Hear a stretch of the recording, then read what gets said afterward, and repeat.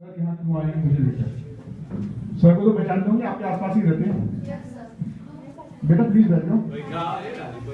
हाँ, कोई बात नहीं, अगर सर को नहीं जानते हो तो फिर अब जान लो, क्योंकि ये ब्रह्मांड का एक नियम है।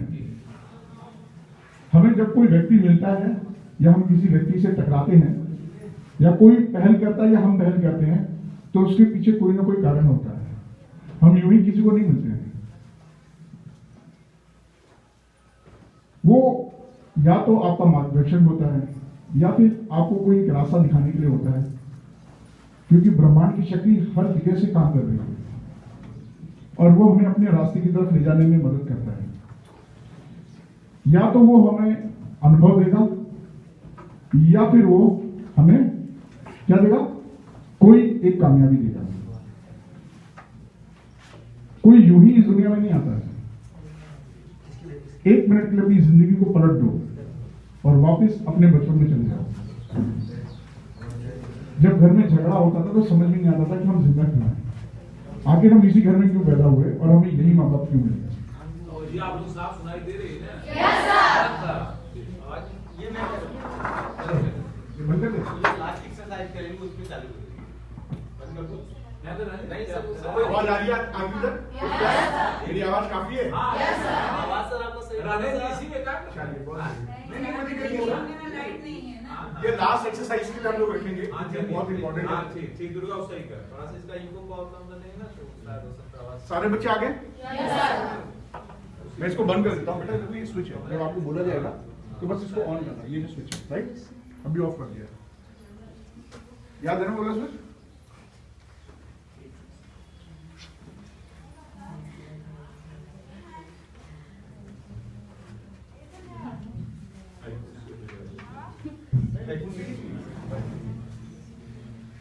चालू कर दे।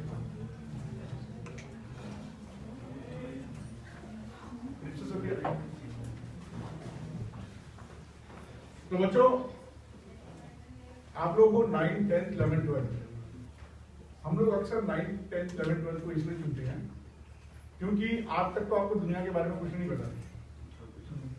आप आधी से ज्यादा जिंदगी ज्यादातर बच्चों की, कुछ एक आध बच्चे रहते हैं जो बहुत जल्दी मैच्योर हो जाते हैं और उनको चीजें समझ आने लगती हैं और वो एक्सेप्शनल है। वो एक या दो होंगे, लाखों में एक होते हैं, करोड़ों में एक होते हैं। लेकिन औसतन बच्चे जो हैं वो 9 साल जब से 9वीं क्लास में आते हैं उनको चीजें बड़ी अच्छी तरह समझ आने लगती हैं। वो दुनिया की तुलना करने लगते हैं कि सब भी सही है।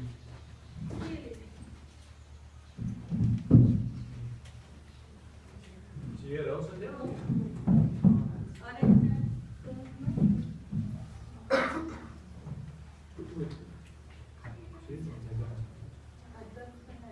नहीं नहीं, मेरे को चाहिए नहीं।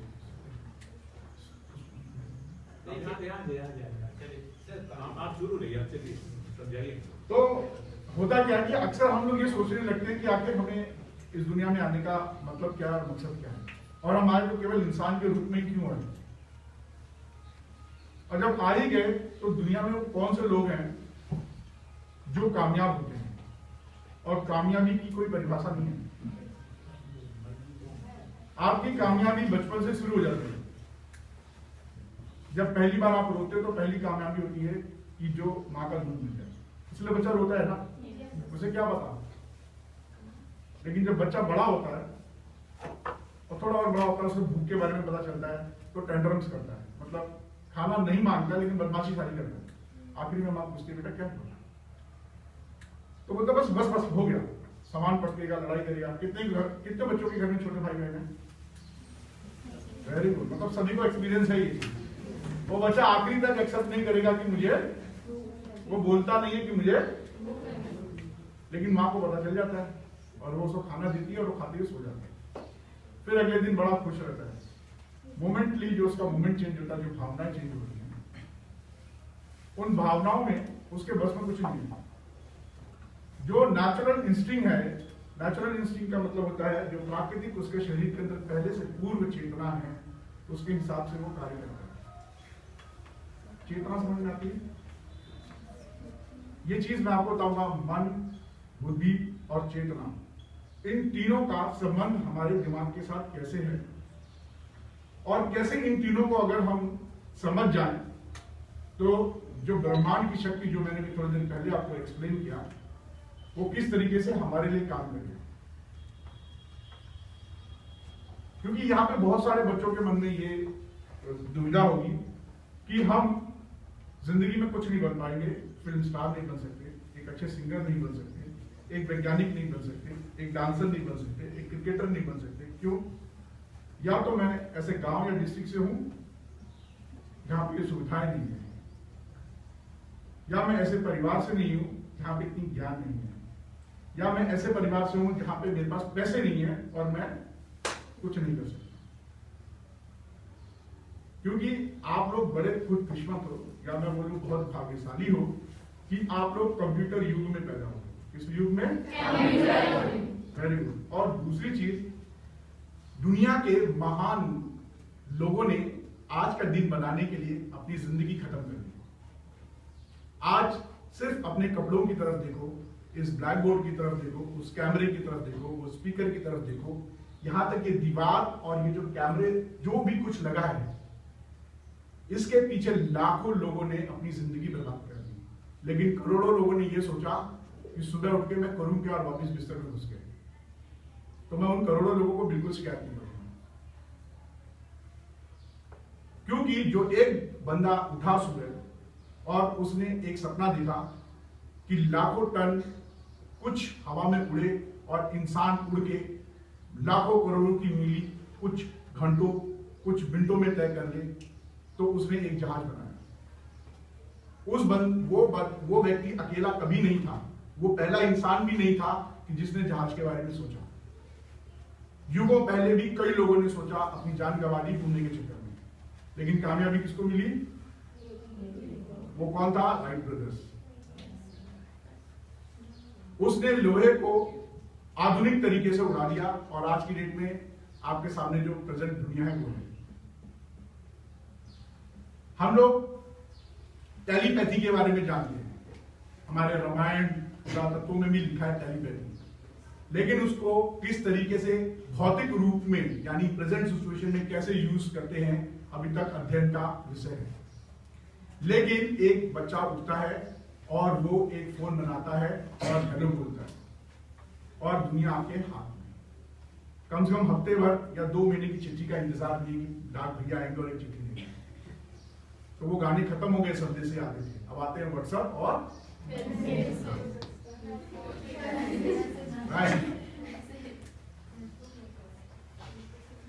कोई पेड़ के नीचे पढ़ते थे। अगर आपके गुरुजी लोग यहाँ बैठे हैं, ये लोग अगर बताएं तो इनके समय में ना तो ऐसी छत थी ना ऐसा खुला वातावरण था। एक पेड़ के नीचे एक मोटे से डंडे के साथ पढ़ाई होती है। भूलने की सजा सर आपको बता देंगे, हाथ पैर लाल हो जाते हैं। लेकिन आज आपके पास में इतने अधिकार हैं और इतनी कंफर्टेबल चीजें हैं कि आप किताबें पढ़ सकते हो। कुछ समय पहले किताबें शेयर होती थी कि बड़ा भाई पढ़ा, छोटा भाई पढ़ा और वो खानदानी प्रॉपर्टी हो जाती है। सर मैं सही बोल रहा हूं? आज ज्ञान का भंडार है अभ्यास। मैं ये क्यों बोल रहा हूं? क्योंकि 9वीं से लेकर 12वीं तक के बच्चे अब सपने देखते हैं और कुछ बनना चाहते हैं, और वो बनने के लिए जो मैंने पहले 4 चीजें बताई, समाज, परिवार, गांव और मेरी मानसिकता। किसकी? किसकी? अरे वाह, ताली हो जाओ सब लोग।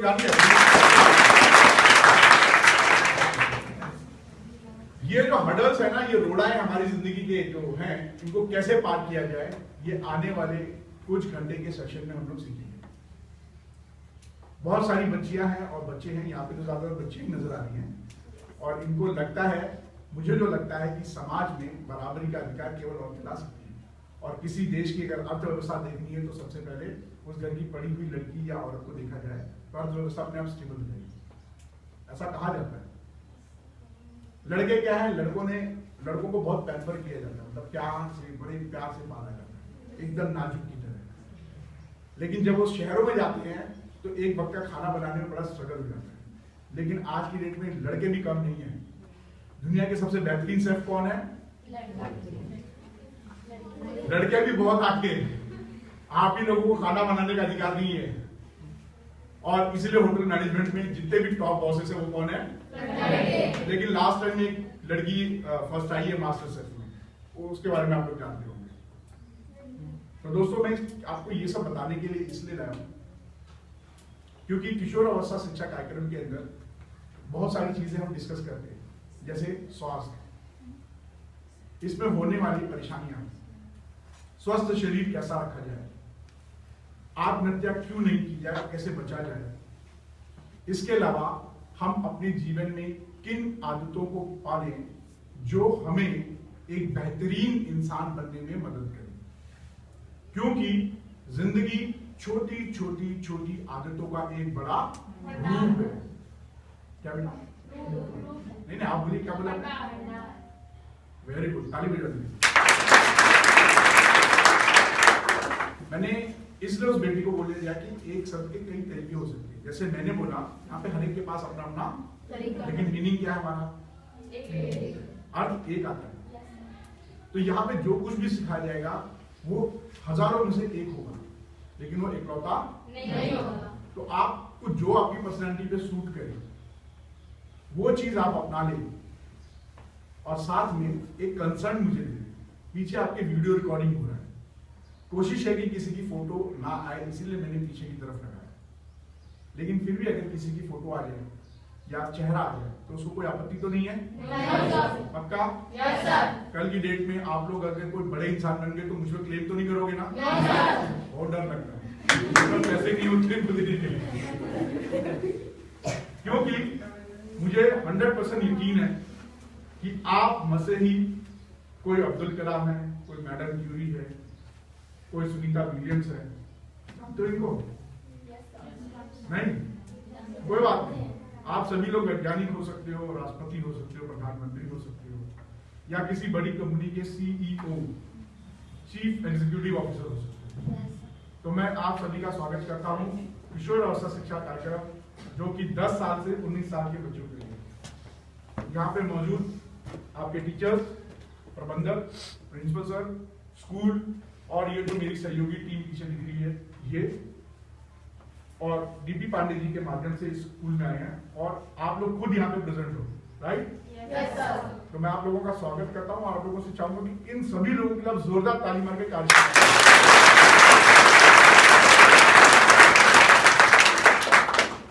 बहुत बढ़िया, काफी अच्छा जोश है, मतलब ब्रेकफास्ट अच्छा करके आए हो? Yes sir. Very good. और मुझे पूरा यकीन है कि आप लोग इस पूरी कार्यशाला में बराबर भागीदारी करोगे, क्योंकि अब मुझे बोलने की जरूरत नहीं कि आप लोग अच्छे सुनने वाले हो, क्योंकि सुनना जो है सबसे पहली सीखने की कला है। क्या है?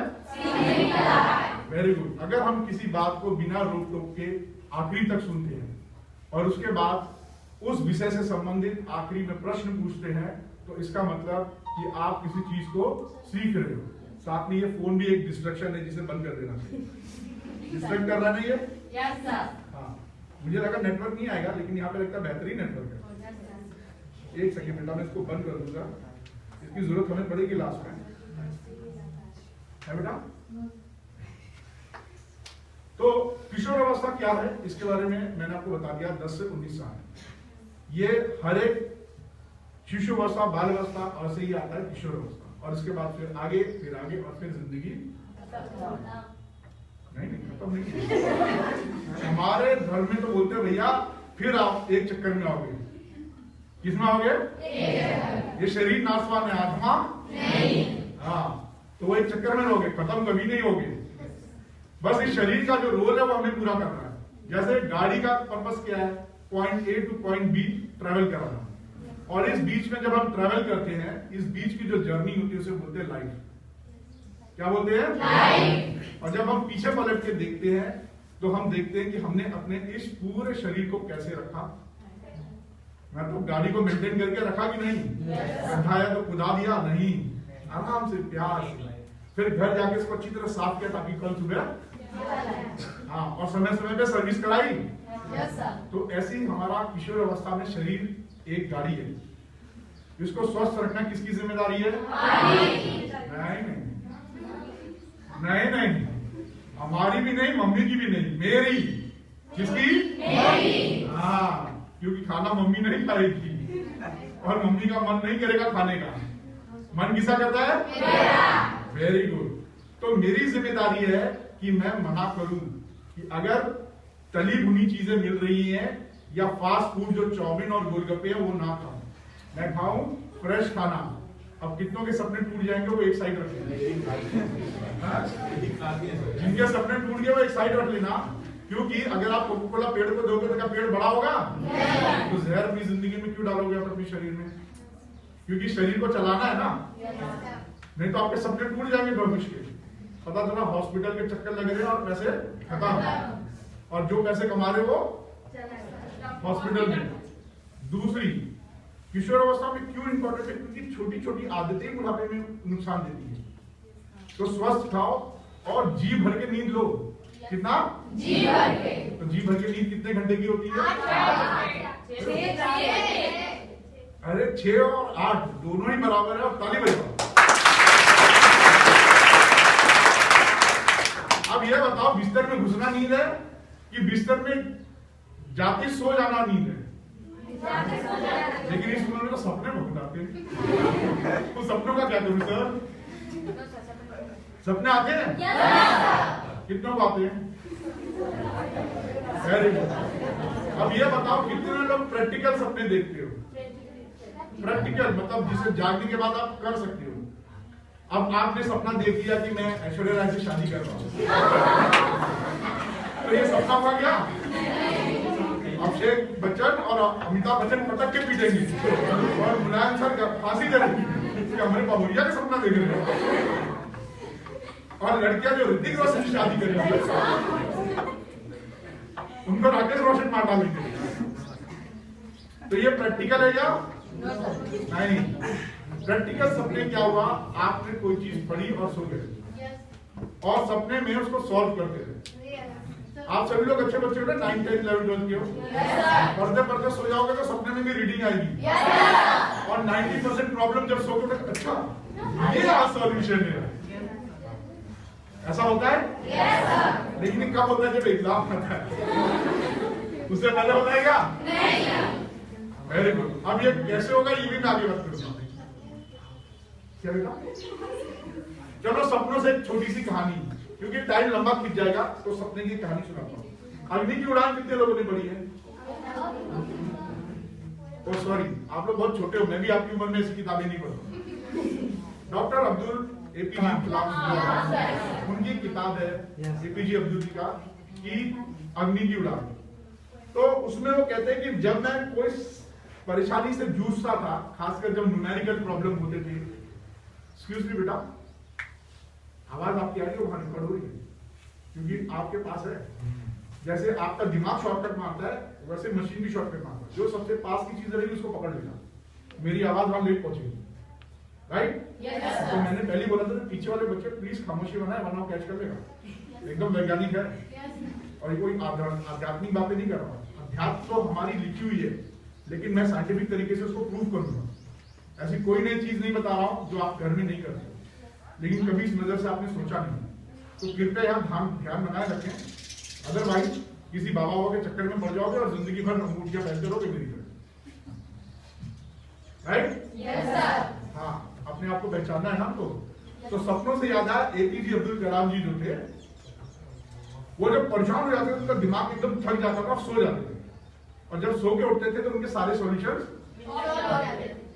इसी तरीके से जब इंदिरा गांधी ने उनको बोला कि हमें अपना खुद का मिसाइल बनाना है, उनको मिसाइल मैन भी बोलते हैं ना, yes, और हमारे पास समय सीमा बहुत कम थी, क्योंकि पूरी दुनिया की हमारे ऊपर पाबंदियां आ गई थी कि हम न्यूक्लियर पावर पे काम नहीं कर सकते। उस समय सीमा से पहले हमें करना था। अब्दुल कलाम एकदम परेशान हो गए, सारा भाई उनके ऊपर प्रेशर डाल चुके थे। सारा भाई बहुत बड़े लीडर थे, वैज्ञानिक थे, और वो उनके बॉस थे एपीजे के। उनको अपनी इज्जत बचानी थी, सारा भाई की इज्जत बचानी थी, और पूरे के पूरे संस्था की इज्जत बचानी थी। और परेशान हो गए, सॉल्यूशन नहीं मिल रहा था, और सो गए। और जब सो के उठे तो उनका सॉल्यूशन क्यों? क्योंकि ब्रह्मांड का एक नियम है, आप जो सोचते हो वो सपने में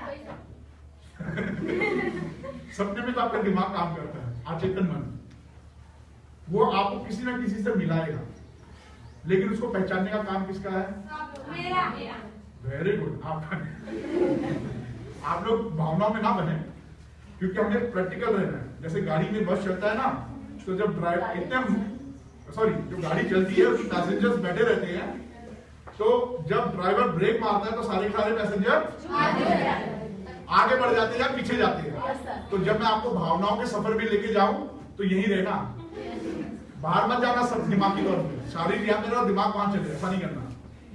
तो इसीलिए नींद 6 से 8 घंटे पूरी, और जब उठे तो तरोताजा रहे और सारा दिन एनर्जेटिक फील करे। ये नहीं कि हर 10 मिनट में पावर नैप मार ले। अगर पावर नैप लेने का मन करे तो पावर नैप मारने का भी एक तरीका है।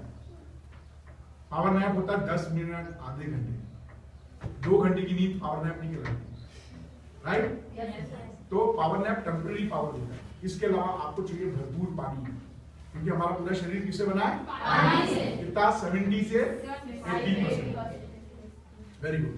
और जो हमारा जो सबसे इंपॉर्टेंट पार्ट है वो क्या है? माइंड नहीं, ब्रेन। ब्रेन, बुद्धि, दिमाग, ये खोपड़ी के नीचे है और ये पानी में ऐसे से तैर रहा है। इसीलिए जब आपके टीचर बोलते होंगे ना, पढ़ाते होंगे, तो बोलेंगे गर्दन सीधी रखो और ये रीढ़ की हड्डी सीधी रखो। वरना क्या होगा, आप ऐसे करोगे तो खोपड़ी क्या है? पानी में तैर रहा है ना, वो आगे आ जाएगा, तो याददाश्त क्या हो जाएगी? हाँ, और पढ़ने में मन नहीं लगेगा, तब सपने देखोगे। क्योंकि ब्रेन के जितने भी 12 भाग है वो अलग अलग तरीके से काम करते हैं। वो याद रखने के लिए वो सारा मैनेजमेंट दे रखा है।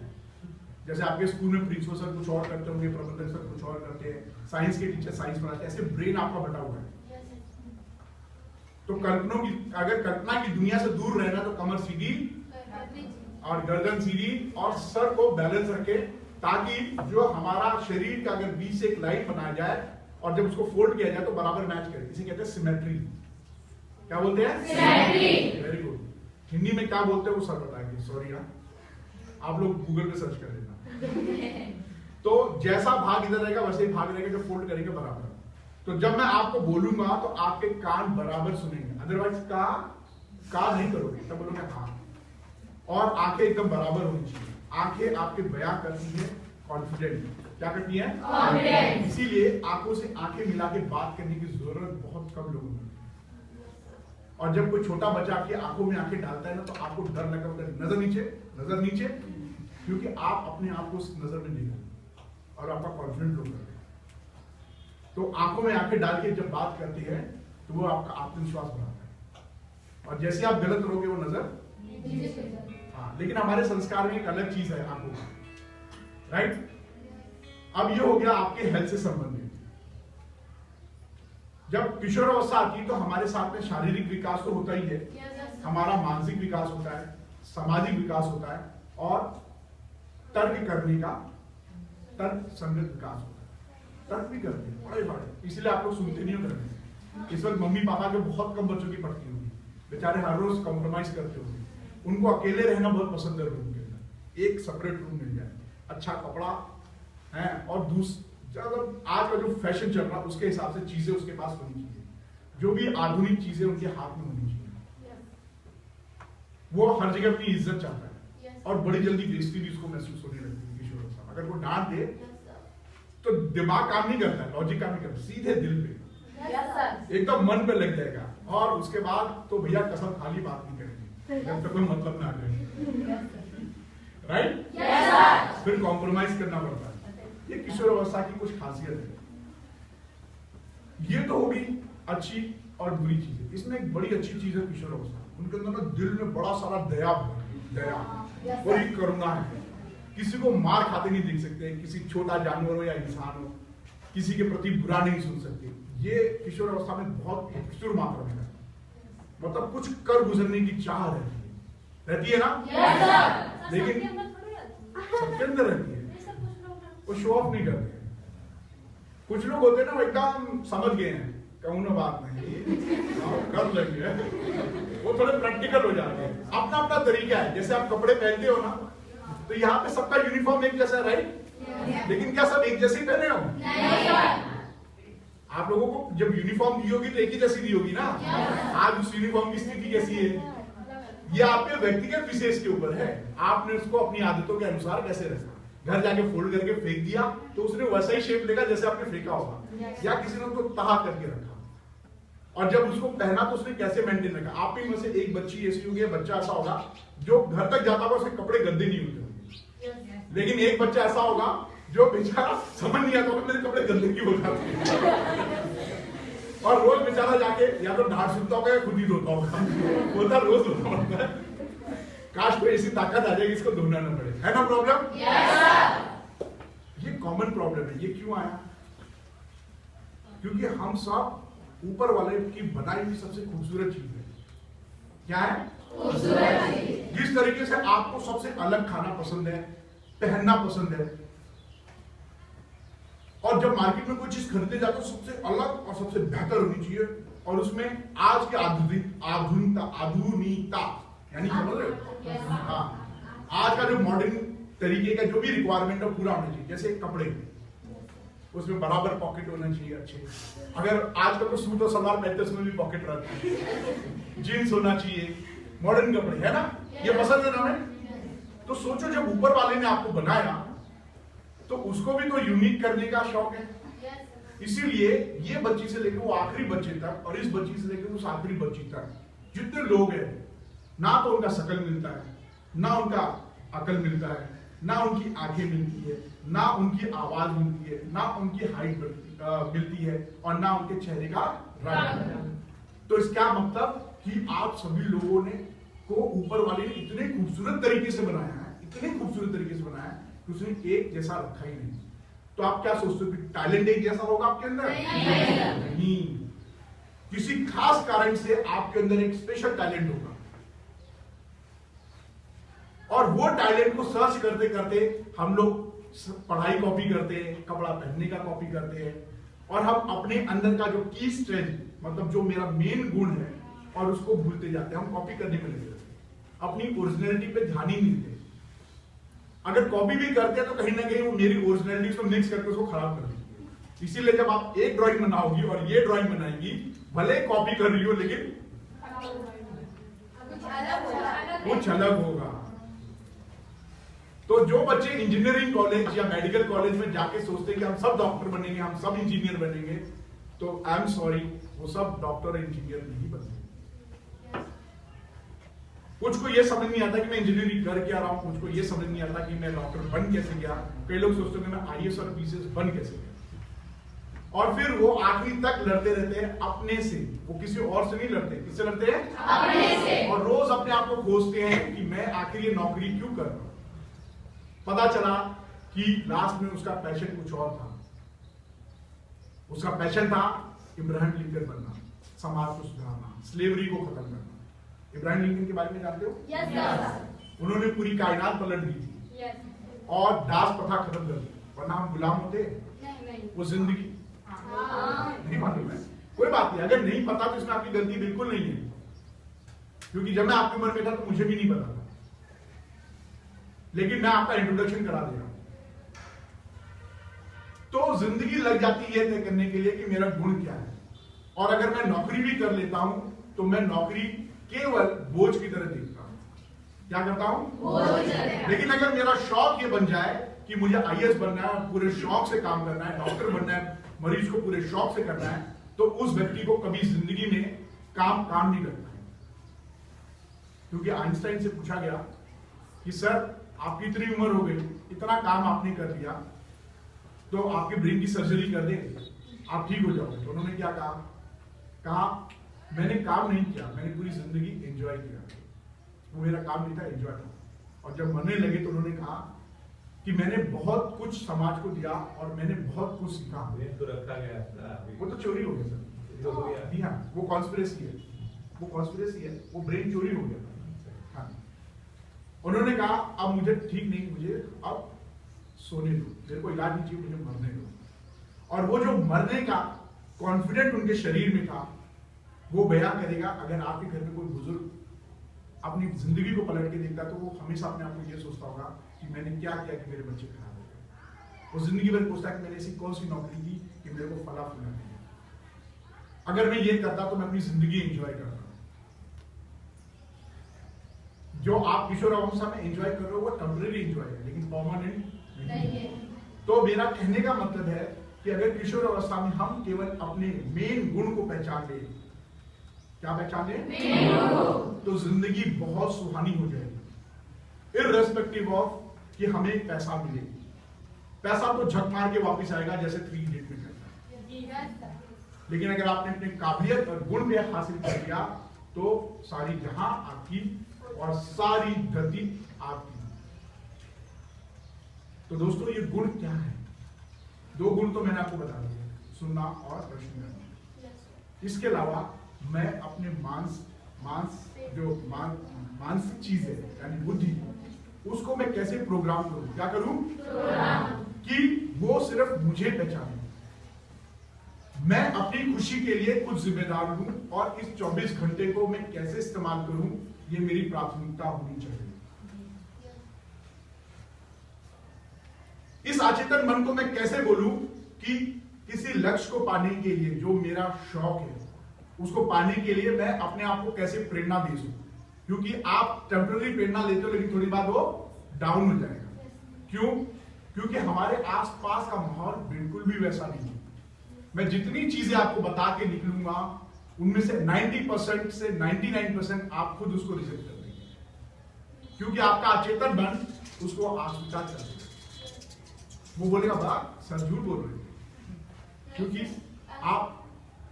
आपने यही चीज सुनी है बाहर, यही चीज आप रोज बाहर देखते हो और यही चीज आप महसूस करते हो, लोगों को करते हुए देखते हो, तो आपको खुद पे यकीन नहीं होता।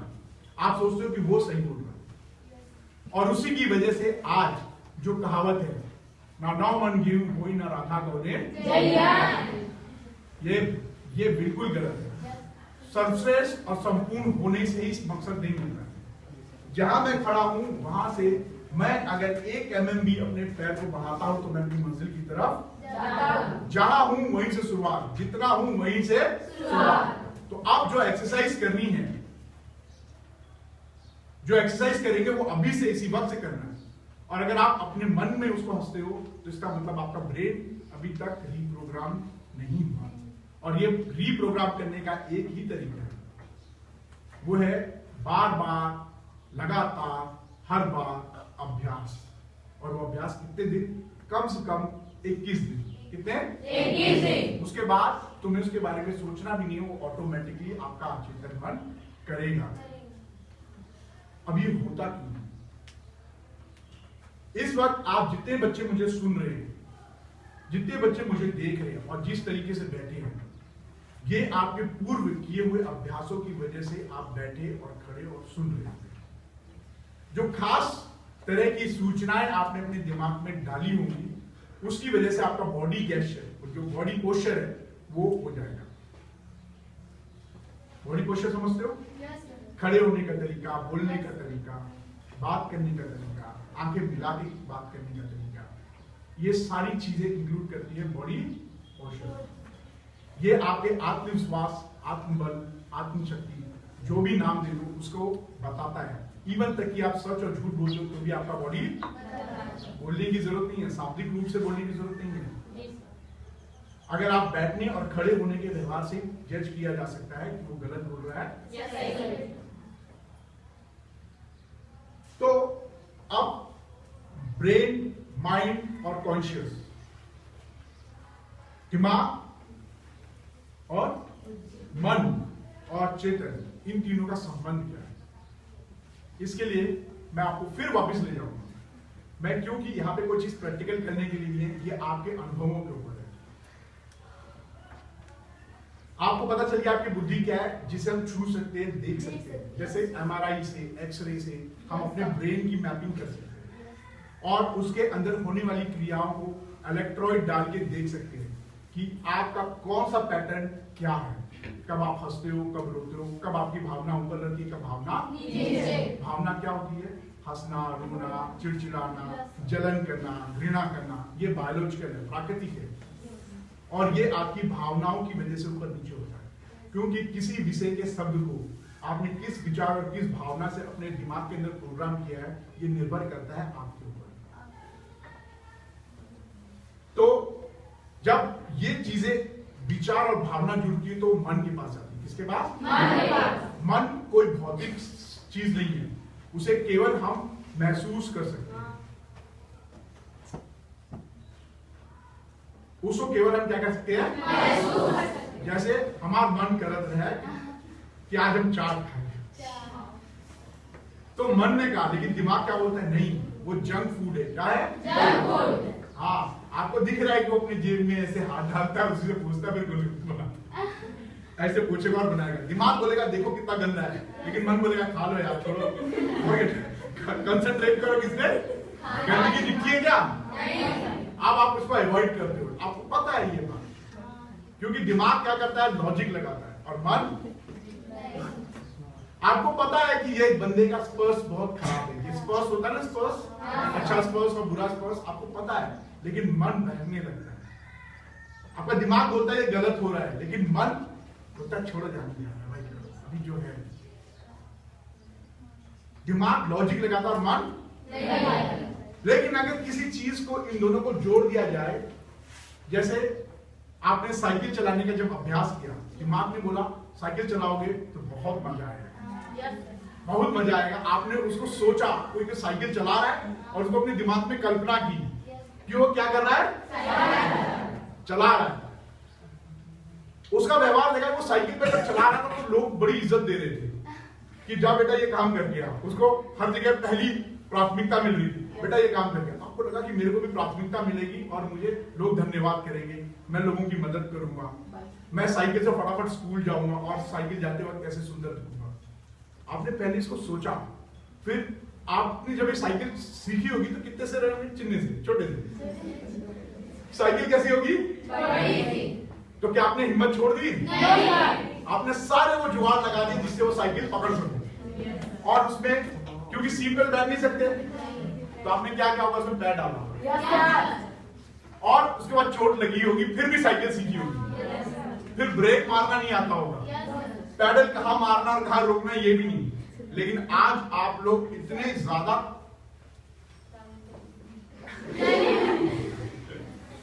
नहीं, टैलेंट नहीं, टैलेंट तो कुछ और चीज है, वो इन तीनों का उपयोग करना सिखाता है। तीसरे की मैं बात कर रहा हूं, कॉन्शियस की, चेतना की, वहां तक मैं पहुंच रहा हूं। आज की डेट में आप इतने एक्सपर्ट हो गए हो कि साइकिल पे बैठते हो और चले जाते हो, पलट के नहीं देखते कि टायर पंचर है कि नहीं, गड्ढा है कि नहीं। बिल्कुल सही, आगे आप केवल साइकिल ही नहीं चला रहे हो, आप आसपास की चीजों को भी अपने आप नोटिस कर रहे हो और आपको पता भी नहीं है। होता है क्या? वो कॉन्शियस कहलाता है, वो चेतना आपके अंदर डेवलप हो गई। अगर आपको चोट लग भी जाए तो आप साइकिल चलाना आप नहीं भूलोगे, और वो स्वाभाविक है कि करोगे। यही क्रिया कहलाती है आपकी पलके। जब आप पलके झपक रहे हो, ये बाय नेचर प्राकृतिक चेतना है। आंखों की पलके झपकती है ताकि आपकी आंखें साफ रहे, और आपको पता चलता है क्या पलके झपक रही हैं? क्या दिन भर काउंट करोगे तो याद भी नहीं होगा, क्योंकि दिमाग वहां नहीं फोकस करेगा, वो बोलेगा अरे हो तो गया, आप तो करने दे भाई। सांसें गिनना चाहोगे तो गिन सकते हो, लेकिन अब क्योंकि अचेतन मन में चला गया, आपको पता भी नहीं चलता कि हम सांसें ले रहे हैं।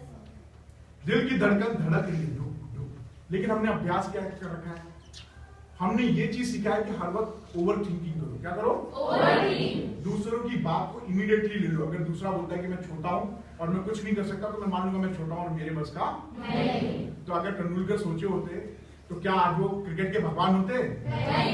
नहीं होते ना। तो हाइट कोई मायने नहीं रखती। पीटी ऊषा ने अगर सोचा होता कि मैं काली हूं, मैं दौड़ नहीं सकती, रंग भेद हो जाता, तो क्या आज उनको दुनिया में इतनी प्रशंसा मिलती? क्या वो हमारे देश को मेडल दिला पाती? मिल्खा सिंह सोचते कि मैं तो सरदार हूं, मेरी दाढ़ी है, मैं दौड़ सकता हूं।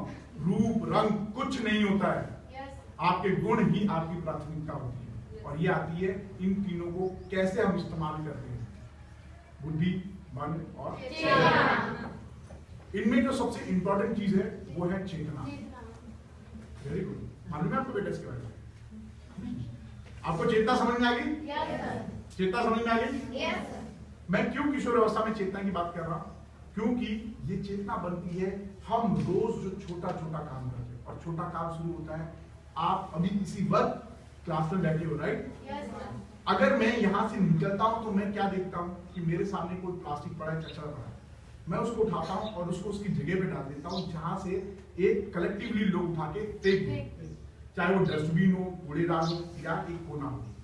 अगर मैं उसको वहां ले जाके रखता हूँ, हो सकता है कि पहले दिन मुझे लगे कि बड़ा कष्ट, कोई हंसेगा, कोई आलोचना करेगा, लेकिन ये छोटी सी आदत, ये एक एग्जाम्पल है, ये एक उदाहरण है, ये छोटी सी आदत एक दिन आपको इतना ऑर्गेनाइज यानी इतना व्यवस्थित बना देगा कि जब आप बड़े होकर अपने ऑफिस में बैठोगे तो आपके ऑफिस में आने वाला इंसान बोलेगा कि मैं किसी व्यवस्थित या ऑर्गेनाइज बंदे के पास गया, क्योंकि ये छोटी आदत आपको व्यवस्था करना सीखेगा। लड़कियों में ये विशेषकर प्राकृतिक होता है, क्योंकि उनको बचपन से सिखाया जाता है कि चीजें फोल्ड करके रखो, संभाल के रखो, गिलास को कोने पे रखें। लेकिन लड़कों के लिए बहुत संघर्ष है।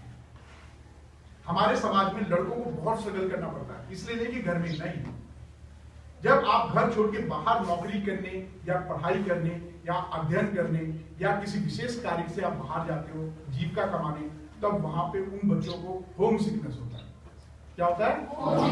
होम सिकनेस का मतलब घर की याद आती है। जब काम करते तो मम्मी की याद आती है, जब काम करते तो दीदी की याद आती है, भाभी की याद आती है कि वहां जाता था और घर में घुसते पानी मिलता था और यहाँ पे बेचारे को पानी उठा के लाना पड़ता है। अब तो उठाना पड़ता है ना, बोतल आती है, राइट। अनटिल अनलेस उसके पास इतने पैसे नहीं है कि वो कोई स्पेसिफिक फिल्टर लगा दे, और वहां तक आने में टाइम लगता है, राइट। तो अगर हम लोग ये गुण अभी डेवलप कर ले, चाहे लड़के हो चाहे लड़की, छोटी छोटी आदतें, तो हमारे आचेतन मन में चला जाएगा। इसी तरीके से अच्छी बात करना, अच्छी तरह देखना, अच्छी तरह सुनना, अच्छी तरह सुनना, केवल पॉजिटिव थिंकिंग। क्या? Positive thinking. हर चीज देखने का जो नजरिया है, महसूस करने का, ये हमें डेवलप करना है। और ये कैसे होगा? जब मैं अपने आप को पहचानूंगा। मैं अपने आप को कब बोलता हूं? हम ज्यादातर शब्दों का इस्तेमाल करते हैं, हम या हम लोग, या फिर मेरे मम्मी पापा, मेरे भाई बहन। हम ज्यादातर दूसरों को ही जिम्मेदार ठहराते हैं जो कुछ भी हमारे साथ होता है। हमने इसी का अभ्यास बार बार किया है। तो हमारा आचेतन मन जब भी कहीं परेशान होगा तो किसी को ढूंढेगा, ब्लेम कर देगा। क्या करेगा? तो अब जो कोई भी ब्लेम करता है, ये समझ लो कि वो ब्लेम जो करता है वो आप नहीं, वो आपका दिमाग है, और उसने इसी चीज का अभ्यास किया है। क्योंकि ऊपर वाले ने आपका पेट भरने की जिम्मेदारी ली है, पेट ही नहीं। उसने प्रचुर मात्रा में सब कुछ दिया, लेकिन मैं उस तक पहुंच नहीं पाया। माँ बाप मुझे पैदा करने की गारंटी लेते हैं, मुझे इस धरती पे लाने की जिम्मेदारी है, लेकिन जो मैं बनूंगा वो किसकी जिम्मेदारी है? समय का सदुपयोग किसकी जिम्मेदारी है? अगर मैं खुश होता हूं तो किसकी जिम्मेदारी है? अगर मैं अच्छा पढ़ता हूं तो किसकी जिम्मेदारी है? पक्का? अभ्यास करोगे वाला? क्योंकि चेतन और अचेतन दो चीजें होती हैं। क्या होती है? अचेतन मन जो भी क्रिया आप कर रहे हो आपकी बॉडी को पता नहीं चलता है, लेकिन चेतन मन इस वक्त सुन रहा है, वो इन चीजों को नोटिस कर रहा है और फिर आपकी बॉडी को बोलेगा उसका अभ्यास करो, चाहे मौखिक रूप से और चाहे शांत होकर, और अपने दिमाग में कल्पना करो कि मैं एक बेहतरीन बन रहा हूं। अगर आप कल्पना भी करते हो, सपने में भी देखते हो, तो आप वो बन सकते हो। शर्त यह है कि आप जब करोगे तो आपका बॉडी अपने आप उसी के हिसाब से क्रिया करेगी, क्योंकि बुद्धि को, जो दिमाग है, वो हमारे बॉडी के एंडोक्राइनिक सिस्टम को कंट्रोल करता है। एंडोक्राइनिक सिस्टम 3 चीजों से बनता है, ग्लैंड, हार्मोन और किसको पता है? एंडोक्राइनिक सिस्टम के बारे में किसको पता है?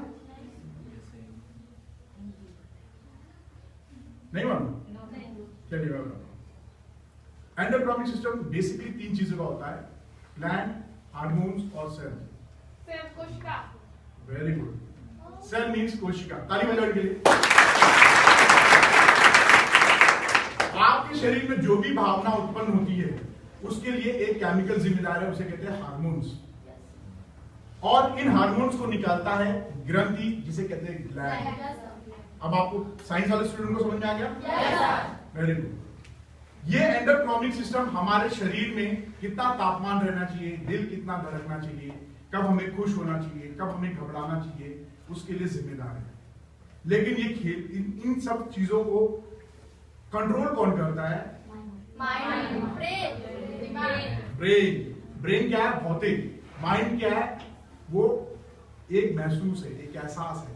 You can feel on it, sorry आप उसको महसूस कर सकते हो, फील कर सकते हो, राइट? तो आपके ब्रेन को आप कैसे बताएं कि आपको आप ही जिम्मेदार हैं और दिल की धड़कन और ओवर थिंकिंग को कंट्रोल करें? वो तरीका है, अगर मैं किसी चीज का अभ्यास करता हूं आने वाले 21 दिन तक लगातार, no Sunday, no Monday, no बहाना, कोई बारिश नहीं, सड़क टूटी है, पड़ोसी आ गए, घर में कुछ हो गया, ये बहाना है। अब ये प्रैक्टिस कैसे करेंगे? जब आप अपने आचरण को बोलोगे कि मैं अपने समय के लिए जिम्मेदार हूं, एक एक समय मेरा, एक एक मिनट बहुत कीमती है, और वो समय क्या है? जो काम मेरे सिवा कोई और न कर सके, जैसे खाना, ब्रश करना, सोना, सोकर उठना, पढ़ाई करना, मेरी प्राथमिकता है। क्या है? प्राथमिकता। इसके बाद खाना बनाना मम्मी कर सकती है, भाई कर सकता है, कोई और कर सकता है, लेकिन खाना किसकी जिम्मेदारी है? मेरी। वो खाएंगे तो क्या होगा? नहीं। ये एक एग्जांपल दे रहा हूं। पढ़ाई किसकी जिम्मेदारी है? याद रखना किसकी जिम्मेदारी है? हाँ, दिमाग आपका हमेशा शॉर्टकट मारता है। क्या मारता है? शॉर्टकट। इसीलिए डिफिकल्ट चीजें याद नहीं रखता। अगर आप भूल जाते हो तो वो आपके लिए डिफिकल्ट है, और उसको आसान बनाना किसकी जिम्मेदारी है? Very good. कोई भी चीज तभी तक डिफिकल्ट है जब तक मैं उसको बार बार ना करूं, और एक बार कर लूं तो वो आसान हो जाती है। जैसे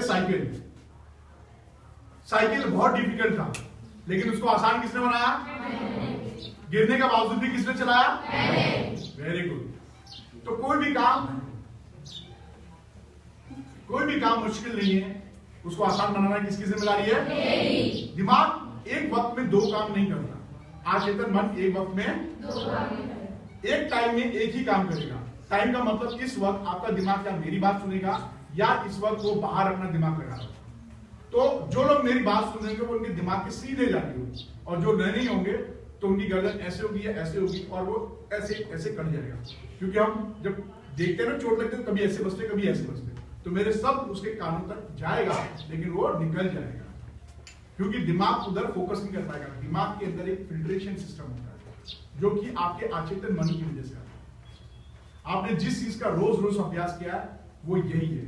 इसीलिए हम किसी की बात सुनते नहीं, प्रश्न सही से कर नहीं पाते, क्योंकि ये सब गुण है। क्या है? गुण। कोई पैदाइशी नहीं सीखता है, यह हमें अभ्यास के द्वारा आता है। अब ये आचेतन मन को हम कैसे पहचाने? बताएं कि मैं इसके लिए जिम्मेदार हूं। किसके लिए? अच्छी सोच के लिए। किसके लिए? अच्छी सोच के लिए। खूबसूरती देखने के लिए। खूबसूरती हर जगह है, लेकिन वो खूबसूरती पहचानने की हमारी जो क्षमता है वो कैसे विकसित करें? राइट? क्योंकि दिमाग एक वक्त में दो काम नहीं करता, पहली चीज। दूसरी चीज, वो चीजों को भूल जाता है। तीसरी चीज, वो अगर हम किसी चीज का बार बार अभ्यास करें तो वो ऑटोमेटिक करने लगता है, याद हो जाता है। जैसे आपने राइटिंग की प्रैक्टिस की होगी, आप ऑटोमेटिकली लिखते हो ना, ऐसे ही। तो इसके में पहला स्टेप ये है कि मैं अपने आप को पहचानूं। किसके लिए? Very good. खुद के लिए मैं अपने आप को पहचानूं, और अपने आचेतन मन से बोलूं, मैं अपने समय के लिए जिम्मेदार हूं, मैं अपने व्यवहार के लिए जिम्मेदार हूं, मैं अपनी खुशियों के लिए जिम्मेदार हूं, मैं अपनी तारीफ करने के लिए जिम्मेदार हूं, मैं अपनी पढ़ाई के लिए जिम्मेदार हूं, मैं अपनी पढ़ाई को याद रखने के लिए जिम्मेदार हूं, मैं जो चीजें पढ़ रहा हूं वो मुझे याद हो रही है, मैं जो कर रहा हूं वो मैं बहुत बेहतरीन तरीके से कर रहा हूं, जो मैं बनना चाहता हूं वो मैं बेहतरीन बन रहा हूं। आप में से बहुत सारे बच्चे ऐसे होंगे जो अपना नाम आज तक नहीं लेते होंगे, या तो वो किसी से सुनते होंगे या कॉपी में पढ़ते होंगे, या जब सुबह अटेंडेंस होती है तभी उनको अपना नाम लेने में सुनने को। तो मैं कैसे पहचानूं? इस खूबसूरत चेहरे को, इस खूबसूरत शरीर को मैं कैसे देखूं? 1 मिनट के लिए आप अपनी आंख ऐसे बंद करें, सभी लोग बंद करें, अपना हाथ अपने दिल के पास रखें। दिल पता है ना सबको? इधर। और अपनी आंख बंद करके अपने चेहरे को विजुलाइज करो, देखने की कोशिश करो कि आपका चेहरा आपको दिख रहा है। Yes sir. अपने दिल की धड़कन को सुनो, और एक बार आंखें बंद करो। पहले आंखें बंद करके देखो, जो लोग करेंगे वही बताएंगे, बाकी हाँ में हाँ मत बनाना, क्योंकि सीआर के साथ रात को सब लोग आओ करते हैं। Yes sir. आंखें बंद करो।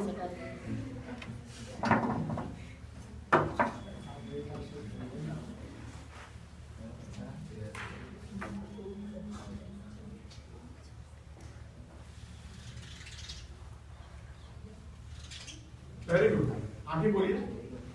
जिन बच्चों को अपना चेहरा दिख गया वो बहुत अच्छे बच्चे हैं, वो रोज अपने चेहरे को देखते हैं और अपने आप को पहचानते हैं। लेकिन जिनको चेहरा नहीं दिखा उनको अभ्यास की जरूरत है और उनके पास बहुत असीम क्षमताएं हैं कि वो दोबारा अपने चेहरे को ध्यान से दिखाएं, क्योंकि आपका चेहरा आपकी पहचान है, आपका नाम ही आपकी पहचान है। इसीलिए तो हम जिंदा है ना। हर कोई अपना नाम बेहतरीन करना चाहता है, अच्छा लगता है कि जब कोई मेरा नाम ले, और कोई कौन, मैं खुद अपना नाम इज्जत से लूं, क्योंकि नाम बिगाड़ने का काम सबका है, यस सर, लेकिन इज्जत से बोलने का काम सिर्फ मेरा है। Yes sir. क्या नाम है बेटा आपका? जिसने जोर से बोला यस सर वो अपना नाम बोले बेटा। मोनू यादव। मोनू यादव। क्या बनना चाहते हो बेटा? हाँ जी, क्या बनना चाहते हो बेटा? इंजीनियर। Very good. आप लोग हंसे क्यों? क्योंकि आप लोगों ने अभी तक यही प्रैक्टिस किया है। मैंने अभी क्या बोला? अगर आप हंसे, और क्योंकि इंजीनियर मोनू यादव ने इसको बड़े गर्व से कहा, और इंजीनियर मोनू यादव जब अपने आप को बार बार बोले इंजीनियर मोनू यादव, तो उनका लक्ष्य उनको डेली दिख रहा है। जब आपको कुछ पाना होता है तो उसको बार बार दोहराते हो, तो क्यों ना मैं अपना नाम इज्जत से लूं, इंजीनियर मोनू यादव। अच्छा लगा सुनकर? Yes sir. जब मैं इसको बार बार रिपीट करूंगा तो मेरा मन मुझे एक्सेप्ट कर लेगा, वो मेरी परिस्थितियों के ऊपर नहीं सुनेगा। मोनू जी आप बोलिए इंजीनियर मोनू यादव। दिल पे हाथ रखिए, बोलो, फील करो। अगर आप ऐसा बोलोगे तो अपना बॉडी मजाक समझेगा, क्योंकि वो अच्छे और बुरे का फर्क नहीं जानता। अगर आप उसका मजाक करोगे तो मजाक होगा, वो बिल्कुल खाली जमीन की तरह है, उसमें जो बोओगे सो। तो अपने मन के साथ मजाक नहीं करना। फिर से इंजीनियर मोनू यादव। आवाज नहीं आई, लगता है आपको डाउट है। आपने अपने आप पे शक किया तो दुनिया पे यकीन करेगी क्या? आप बिल्कुल हनुमान भगवान की तरह हो। एक मिनट बेटा, आप पीछे से इनको बोलिए मत। अगर आपको करना है तो आप खड़े होइए और एक अभ्यास करें। बेटा कौन? दिल पे आ सकता है ना? हाँ। तो राइट साइड नहीं कोई बात नहीं, उनको पता नहीं है, इसमें कोई हंसने की बात नहीं है। लेकिन ऐसा नहीं है कि उसको पता नहीं है, आज तो पता चल जाएगा, अभी पता चल जाएगा। हम सभी लोग कंप्लीट हैं क्या? क्या आपको सारी इंफॉर्मेशन है? अगर होती तो मैं इधर क्यों होता और आप मेरे सामने क्यों होते? सर कुछ लोगों का जो दिल होता है वो बाहर भाग भी होता है। बाहर तो होता है। अच्छा कोई बात नहीं बेटा, इस पर हम बाद में चर्चा कर लेंगे। और बिल्कुल सही जानकारी दी आपने, ताली बजवाने के लिए। तो मोनू भाई, इंजीनियर मोनू यादव जी, बड़े ध्यान से सुनिए। जब आप कोई चीज बोलो तो उसके साथ मजाक नहीं करना, क्योंकि दिमाग कभी भी मजाक नहीं समझता। क्योंकि इसके बाद एक एक्सरसाइज है, लास्ट एक्सरसाइज फिर क्लोज, क्योंकि जितनी चीजें मेरे को बतानी थी मैंने बता दी है। अब केवल एक्सरसाइज का पार्ट है। एक्सरसाइज ये है कि मैं अपने साथ मजाक ना करूं, बोलते वक्त मैं हंसू नहीं। क्यों? क्योंकि हमारा शरीर तुरंत पहचान जाता है कि ये मजाक कर रहा है या सीरियस है। राइट? Yes sir. मैंने क्या बोला? हमारा शरीर हमारा सच और झूठ को बता देता है, बॉडी का। तो आप अपने दिल पे रखो और महसूस करो आप इंजीनियर बन रहे हो, और बनते हुए देखो, रोज जो पढ़ाई करो आपको इंजीनियर की तरफ ले जा रहा है। बोलो इंजीनियर मोनू यादव, आप इंजीनियर बन रहे हो। नहीं सुनिए मेरी बात, कोई बात नहीं, उनके साथ पहली बार है, लेकिन मैं इतना बोल रहा हूँ, गारंटी वो इंजीनियर बनेगा और सबसे बेहतरीन इंजीनियर बनेंगे वो। मोनू यादव के लिए जोरदार ताली बजाइए। इसलिए कॉन्फिडेंट नहीं है। जब मैं आपकी जगह पे रहता तो मैं भी ऐसे ही होता, मुझे भी समझ नहीं आता कि जो चीजें बताई जा रही है सच है कि झूठ। राइट? सही बात है ना मोनू जी? प्लीज बैठिए आप। मोनू यादव जी के लिए जोरदार ताली और बजाइए। यहाँ पे मैंने दो बात की है। मोनू यादव जी एक नाम है, आप अपना नाम इज्जत से ले सकते हो। कहीं किसी किताब में नहीं लिखा है कि आपको इज्जत कोई और देगा, नहीं। आप एक बेहतरीन कपड़े ढंग से पहन सकते हो, ये किसी किताब में नहीं लिखा है। तो मैं अपने साथ हमेशा इज्जत से बात करूंगा और जो मेरा लक्ष्य है उसे सबसे आगे रखूंगा। लेकिन बहुत सारे बच्चे ऐसे होंगे जिनको अभी तक लक्ष्य नहीं पता होगा, उनको पता ही नहीं कि मुझे बनना क्या है, तो एक अच्छा इंसान बनना चाहेगा। राइट? और जो चीज वो पढ़ रहा है वो उसको एक बेहतर इंसान बनने में, या फिर जो ऊपर वाले ने उसके लिए चुना है वो उसको बनने के लिए तैयार हो रहा है। तो आप अपना नाम कैसे ले सकते हैं? मान लीजिए कि मैं राकेश कुमार पांडे हूं और मैं अभी तक डिसाइड नहीं किया कि मैं क्या बन रहा हूं, तो मैं क्या बोलूंगा? राकेश कुमार पांडे जी, आप बहुत बेहतर इंसान बन रहे हैं। कोई बेटी का नाम है? नहीं तो आप लोग बोलोगे सर आप सर लड़कों की बात कर रहे हैं, लड़के के बारे में तो बात ही नहीं कर रहे। बोलिए बेटा, कोई नाम है आपका? क्या नाम बेटा आपका? पूजा जी। पूजा पांडे हो। तो पूजा यादव जी बोलेगी, अगर आपका कोई लक्ष्य नहीं है, अगर कोई लक्ष्य है आपका भी, कुछ बनना चाहती है? क्या बेटा? टीचर। Very good. तो पूजा यादव जी, पूजा जी है टीचर बनना चाहते हैं, तो बोलेंगे टीचर पूजा यादव। और ये उसको कल्पना करते हैं कि टीचर कैसा होता है, वो कैसे बच्चों को पढ़ा रहा है, कितने प्यार से टाइमपास कर रहा है, वो एक एक एक्टिविटी को नोट करती है, और जब वो किताबें पढ़ती है तो कुछ समझ में आ रहा है। आवाज आ रही है मेरी? प्लीज बैठो। कोई और है जो लड़कियों में जिसने अभी तक लक्ष्य निर्धारण नहीं किया? आपका लक्ष्य है? आपका बोलो जिसका लक्ष्य नहीं है अभी तक? नहीं है तो कोई बात नहीं। आप मैं पूजा जी का ही एग्जांपल लेता हूं। आप अपने नाम के आगे अपना लक्ष्य लगा लें और उसको इज्जत से लें। 1 मिनट अपना दिल पे हाथ रखें और अपने आप को महसूस करें जो आप बनना चाहते हैं, और जो नहीं बनना चाहते हैं वो एक बेहतरीन इंसान बन रहे बोल के देखो कि वो बेहतरीन इंसान आपकी कल्पना में कैसा होता है। किसी के आंखों में गांधी जी नजर आएंगे, किसी की आंखों में हमारे प्रधानमंत्री जी नजर आएंगे, किन्हीं की आंखों में सुभाष चंद्र बोस आएंगे। सबका अपना आइडिया है कि अच्छा इंसान कैसा हो सकता है। आप अपने दिल पे रखो और देखो आप बेहतरीन इंसान कैसे बन रहे हैं। एक अच्छे माँ बाप या राम भगवान की तरह कैसे निकले, या सीता माँ कैसी थी, या मैडम क्यूरी कैसी थी, राइट? ये आदर्श है ना। तो आपको अपना चेहरा नजर नहीं आएगा, वो लक्ष्य नजर आएगा जो आप बनना चाहते हैं। लेकिन वो नाम नहीं होगा, वो नाम आपका होगा। नाम किसका होगा? Very good. तो हम लोग इस अभ्यास को करें। मैं बोलो, मैं अपने समय के लिए जिम्मेदार हूं। आवाज नहीं आई? पहली लाइन मतलब टेक इट ग्रांटेड ना करो, पीछे वाले आवाज देंगे। नहीं, भीड़ नहीं है, लोकतंत्र है, लेकिन आपका काम आप ही को करना, राइट? मैं अपने समय के लिए जिम्मेदार हूं। मैं अपने व्यवहार के लिए जिम्मेदार हूं। अपने खुशियों के लिए जिम्मेदार हूं। अपनी पढ़ाई के लिए जिम्मेदार हूं। अपने मम्मी पापा के लिए जिम्मेदार हूं। अपनी चीजों को याद रखने के लिए जिम्मेदार हूं। अपने समय के लिए जिम्मेदार हूं। ये एक छोटी सी लाइन है, 4-5 चीजें हैं जो आप रोज दोहरा सकते हो। रोज दोहराओ। और लेकिन जब दोहराओ तो आप मैं को फील करो। क्या करो? किसी को गर्मी तो नहीं लग रही ना? किसी को प्यास तो नहीं लग रही ना? किसी को भूख तो नहीं लग रही ना? वेरी गुड, बहुत अच्छे बच्चे हो। और लक्ष्य आपका आपके सामने होना चाहिए, ठीक है? फिर भी हमारा दिमाग कहीं ना कहीं फंस जाता है और हमारे अंदर नेगेटिव थॉट आते हैं। क्या आते हैं? क्या आते हैं? Negative thought. समझते हो? अरे वाह, ताली बजाते हैं। बहुत बढ़िया, वेरी गुड। मुझे ये बहुत अच्छा लगा जिस तरीके से आपने बोला, क्योंकि जो पहले बोलेगा सो जिंदगी सीधे, फर्स्ट कम फर्स्ट सर्व। फिर भी हमारे हाथ में नहीं है, लोग हमें दे देंगे घूर कर, छू कर, बोल कर, एक्शन से, बॉडी एक्सप्रेशन दे देंगे और सारा दिन डिस्टर्ब रहेगा।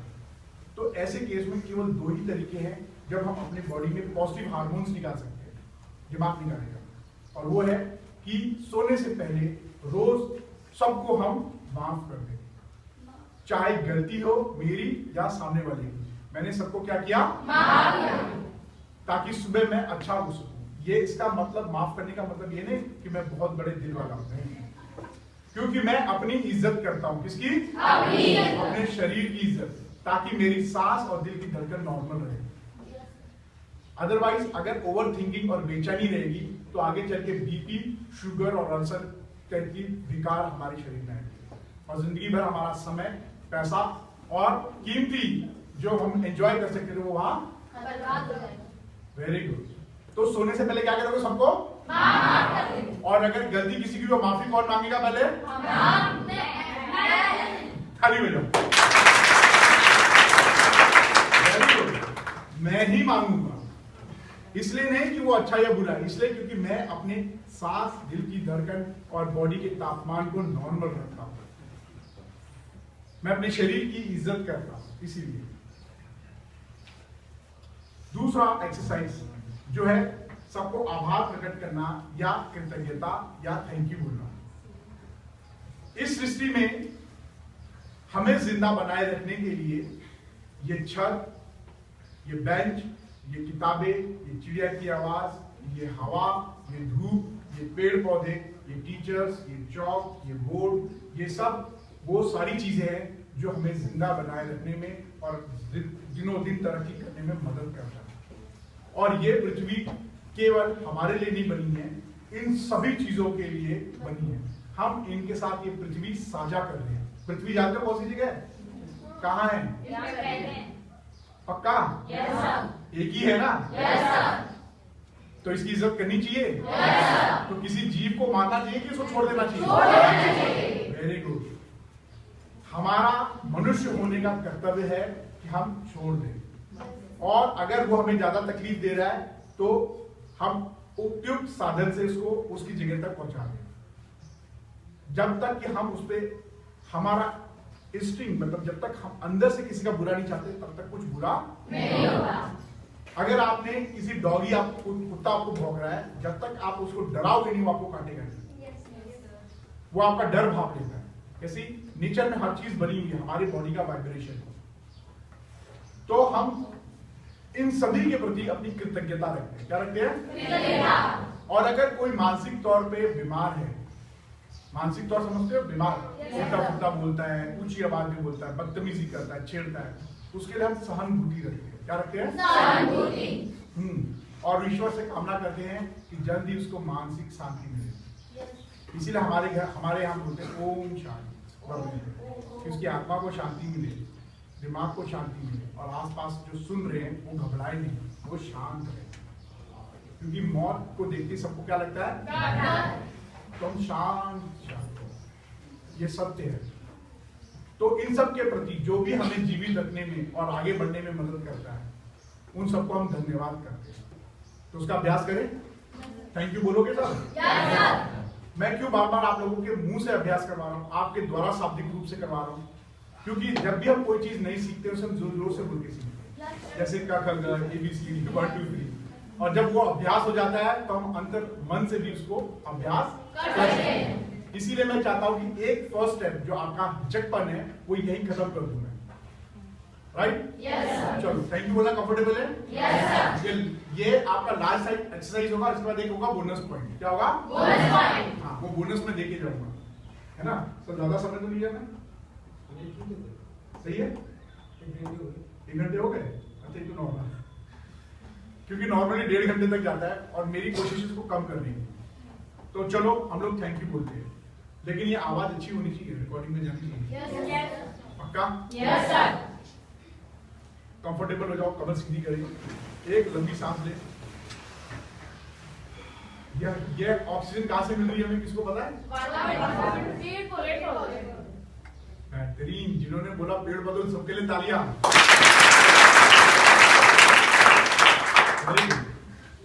इस हवा में सब कुछ है, जो आप छोड़ रहे हो वो भी हवा में ही है, जो कुछ भी छोड़ रहे हो, और जो खेतों में है वो भी हवा में ही है, जो कि कुछ तर रहा है वो भी हवा में है। लेकिन हमारा नाक इतना बेहतरीन है कि सिर्फ फिल्टर कर देता है। क्या करता है? और जो बुरी चीज होती है उसको बाहर कर देता है। तो इसी तरीके से जो कुछ भी नेगेटिव एनर्जी है, जब हम सांस बाहर छोड़ते तो निकल जाना चाहिए। तो एक अच्छी सांस के साथ हम शुद्ध और पवित्र एनर्जी अपने शरीर में लेते हैं, और उसको जितनी भी बुराई है वो हमारे नाक के रास्ते वापस बाहर आ जाए। एक बार और सारे दुख, तकलीफ, चिंता, घबराहट, जलन, घृणा सब उस श्वास के बाहर आ गए। फिर और इसी के साथ मैं महसूस करता हूं सबको धन्यवाद करने का। जब मैं धन्यवाद करूं तो आप महसूस करो कि जब कोई आपको धन्यवाद करता है तो आपके अंदर कैसी फीलिंग आती है। जब आप किसी की मदद करते हैं तो आपके शरीर का तापमान कैसे बदल जाता है, और शरीर के अंदर एक अजीब सी ऊर्जा आ जाती है। वो ऊर्जा महसूस करना है। कितने लोग ये ऊर्जा पहले महसूस किए? सबने किया है ना? जब भी प्रोत्साहन मिला तो कियो ना? तो इस ऊर्जा को अपने दिमाग में वापस महसूस करते हुए थैंक यू बोलो। और कब बोलोगे? मेरे पीछे रिपीट करो, थैंक यू प्रबंधक sir, thank you principal sir, thank you teachers, thank you school, thank you ground, thank you mike, thank you speaker, thank you camera, thank you bench, thank you bag, thank you uniform, thank you tie, thank you bar, thank you घड़ी, thank you books, thank you दोस्त, thank you मम्मी पापा, thank you भाई बहन, thank you हवा, thank you धूप, thank you खाना, thank you आंखें, थैंक यू नाक, थैंक यू कान, थैंक यू मुंह, थैंक यू पेट, थैंक यू पैर, थैंक यू हाथ, और आप सभी को थैंक यू। Very good.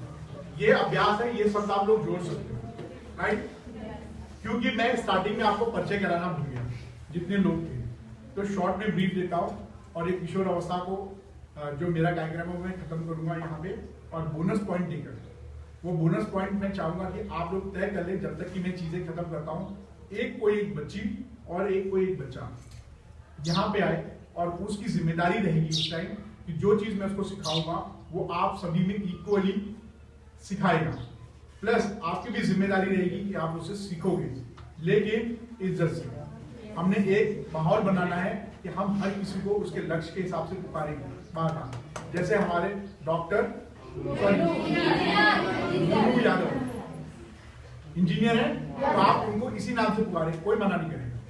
पक्का? Very good. तो मैं एक बार परिचय करा देता हूँ। ये प्रोग्राम जो है हमारे बीच में लेकर आते हैं इंस्पा उत्तर प्रदेश, और किशोर अवस्था को हम एडोलसेंट भी बोलते हैं इंग्लिश में। इंस्पा होता है Indian school psychology association. Uttar Pradesh में इसका ब्रांच है। जब ये देश के बाहर जाता है तो ये बन जाता है इंटरनेशनल स्कूल साइकोलॉजी एसोसिएशन। इनका सपोर्ट कर रहे हैं community medicine department Shri Durga ji medical college, plus सहयोग कर रहे हैं Anika educational health and welfare trust, और उनका सहयोग कर रहे हैं Vikalp health education research foundation trust, right. हमारे प्रमुख वक्ता जो है, जो मार्गदर्शन है, जिन्होंने मुझे बताया कि आप एडोलसेंट पे काम करें, वो है डॉक्टर प्रोफेसर राजेंद्र सिंह राजपूत जी। ये आपके प्रिंसिपल है श्री दुर्गा जी मेडिकल कॉलेज में, प्लस इंस्पा उत्तर प्रदेश के प्रेसिडेंट हैं, प्लस हेड ऑफ डिपार्टमेंट है कम्युनिटी डिपार्टमेंट के, और प्रिंसिपल भी हैं श्री दुर्गा जी मेडिकल कॉलेज के, और प्रेसिडेंट हैं Vikalp health education foundation trust के। इनके साथ हैं associate professor doctor Rajesh Tiwari ji और मैडम डॉक्टर पूजा पांडे जी, इनकी अपनी क्लिनिक है होम्योपैथिक। आपके बीच में है एडवोकेट डीपी पांडे जी, जो अभी आपके ऊपर आपसे बात करेंगे बदमाशी या बुलिंग, राइट? और इनको तो आप जानेंगे, इनको दिख रहा है, ये मैं ही हूँ, राकेश कुमार पांडे। एक्चुअल में मेरा मेन व्यवसाय जो है वो एयरक्राफ्ट मेंटेनेंस इंजीनियर है। एयरक्राफ्ट समझते हो? एरोप्लेन। दुनिया के सबसे छोटे जहाज से लेकर सबसे बड़े जहाज पे मैंने काम किया। दुनिया का जो सबसे छोटा जहाज है जिसमें सिर्फ एक आदमी बैठता है, और दुनिया का जो सबसे बड़ा जहाज है 300 से 400 लोग, डबल डेकर, जिसे बोलते हैं एयरबस 380, वहां तक मैंने अपने हाथों से उसके इंजन और एयरफ्रेम पे काम किया है। साथ में जब मशीन और इंसान मिलता है तो उनका परस्पर व्यवहार कैसा होता है, तो मैंने मनोवैज्ञानिक कोर्स किया है। साथ में ही मैंने एमबीए भी किया है ताकि मैं इन चीजों को मैनेज कर सकूं। तो मैं सबसे पहले एरोनॉटिकल इंजीनियर हूँ, एयरक्राफ्ट मेंटेनेंस इंजीनियर, दूसरा साइकोलॉजिस्ट हूँ, और तीसरा मैनेजमेंट का स्टूडेंट। कोविड-19 में एयरक्राफ्ट ग्राउंडेड हो गए और मैं वापस अपने देश में आ गया। ये मेरा ही देश है। कई सालों से देश के बाहर था, अलग जगह देखा, लोगों से मिला, दुनिया भर के लोगों से मिला। तेलंगाना में मैं काफी समय बिताया, और मैं एज एन इंजीनियर ना करके अब एज एन साइकोलॉजिस्ट काम करना चाह रहा था। मैं चाहता था कि मानव व्यवहार के ऊपर काम करूं, और जो चीजें बड़ी बड़ी कंपनियां अपने एम्प्लॉयज को सिखाती हैं ताकि कंपनियों से पैसा कमाया जा सके, ताकि वो बंदा काम करे और कंपनी को फायदा हो, तो क्यों ना मैं ये काम उन बच्चों को सिखाऊं जिनका दिमाग एकदम फ्रेश है। क्या है? 24 घंटे आपके दिमाग में लाखों न्यूरॉन्स बन रहे हैं जो कि दिमाग की सबसे छोटी कोशिका यानी सबसे छोटा सेल है, और किसी भी बुरी आदत को आप आसानी से छोड़ सकते हो, और नई आदत जो मुझे विकास की तरफ ले जाए मैं उसको सीख सकता हूँ। तो मैंने ये जिम्मा उठाया और पिछले 3 महीने से मैं लगातार आजमगढ़ के कोने कोने आप जैसे प्यारे प्यारे बच्चे और खूबसूरत बच्चों से मिल रहा हूँ, और उनको अपने मन, अपने लक्ष्य और अपनी जिंदगी को उन आदतों से गुलाम बनाना है जो मुझे एक बेहतरीन इंसान बना सके। क्योंकि आप छोटे बच्चे परिवार की एक सबसे छोटी इकाई है, आपसे परिवार बनता है। अगर मैं ठीक हो जाता तो आने वाले 7 से 10 साल बाद ये समाज भी ठीक हो जाएगा, परिवार भी सही हो जाएगा और देश भी सही हो जाएगा, और हर एक माँ बाप को एक अच्छा बेटा मिल जाएगा, एक पड़ोसी को अच्छा पड़ोसी मिल जाएगा, और मुझे आप जैसे दोस्त मिल जाएंगे। तो ये मेरा एक छोटा सा इन्वेस्टमेंट है और यही मेरी कोशिश है। तो ये मेरा हो गया परिचय छोटा सा। अब ये बोनस स्ट्रीम क्या है? ये सब लोग यूज करते हो? Yes sir. चोरी चोरी नहीं।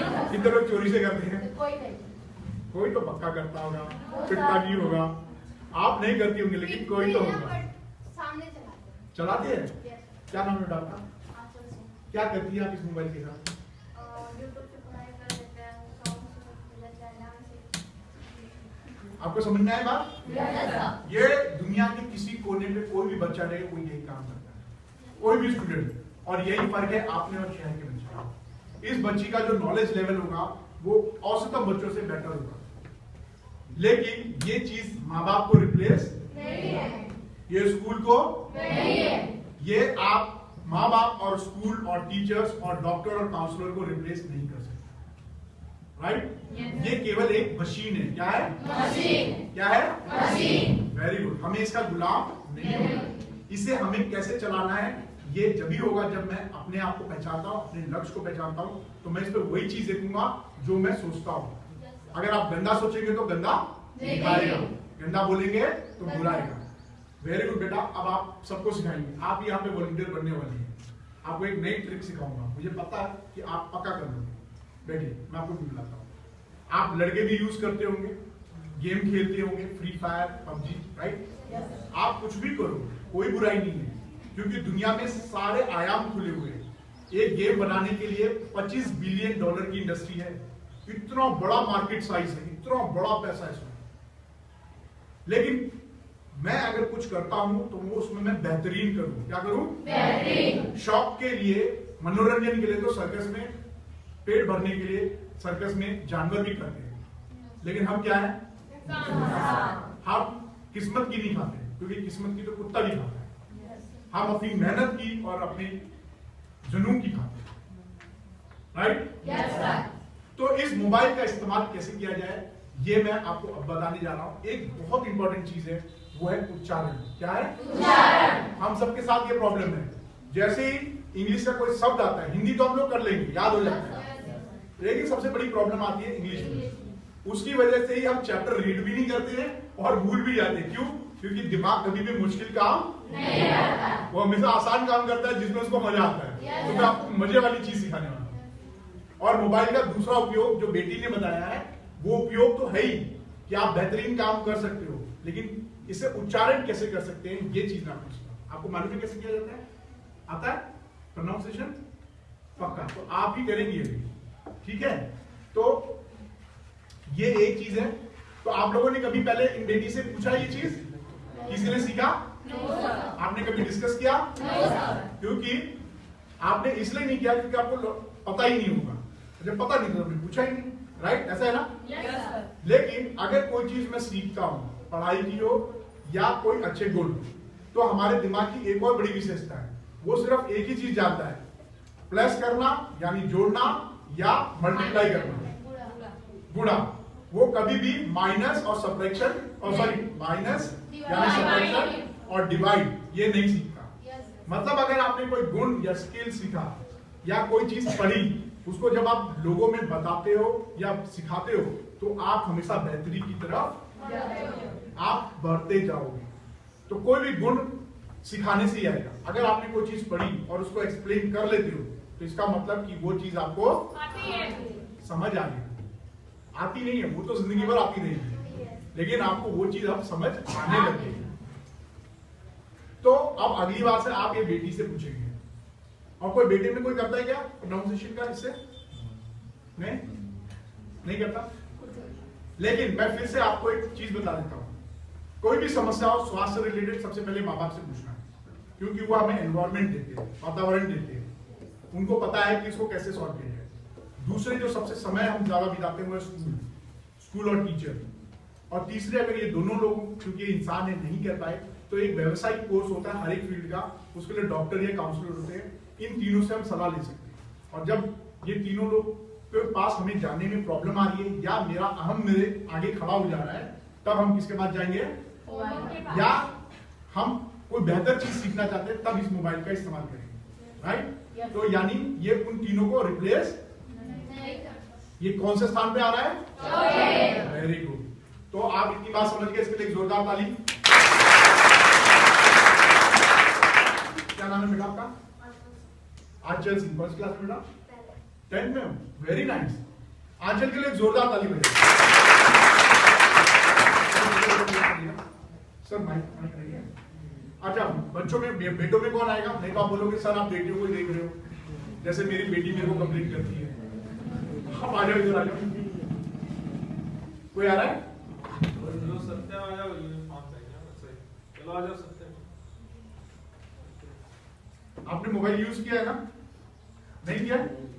कभी नहीं? अच्छी बोलो।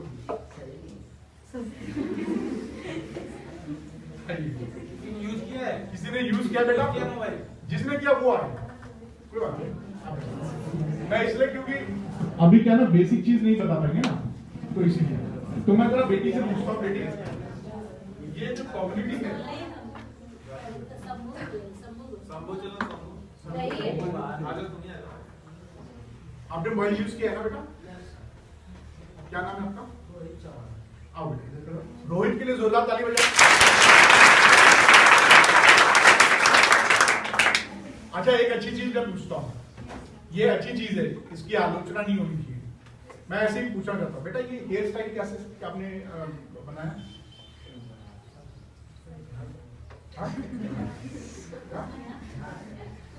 नहीं, ये हेयर कट आपको नाई ने काटा कि आपने उसको बोला काटने के लिए?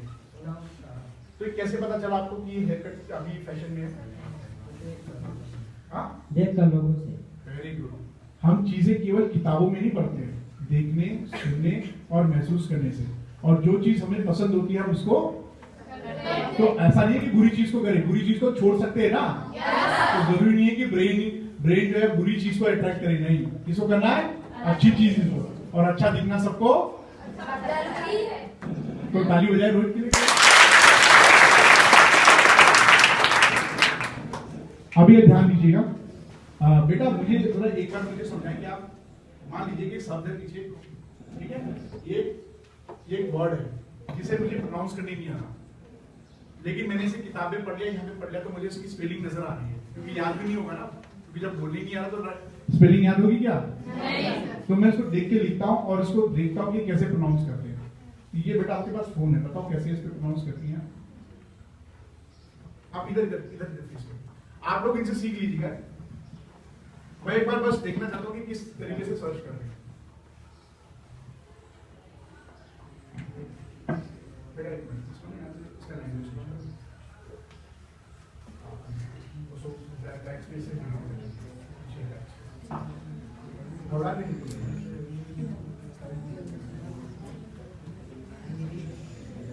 एक मिनट प्लीज, मैं बस एक जानना चाह रहा था कि जो मैं बता रहा हूँ इनको पता है एग्जैक्टली कि नहीं।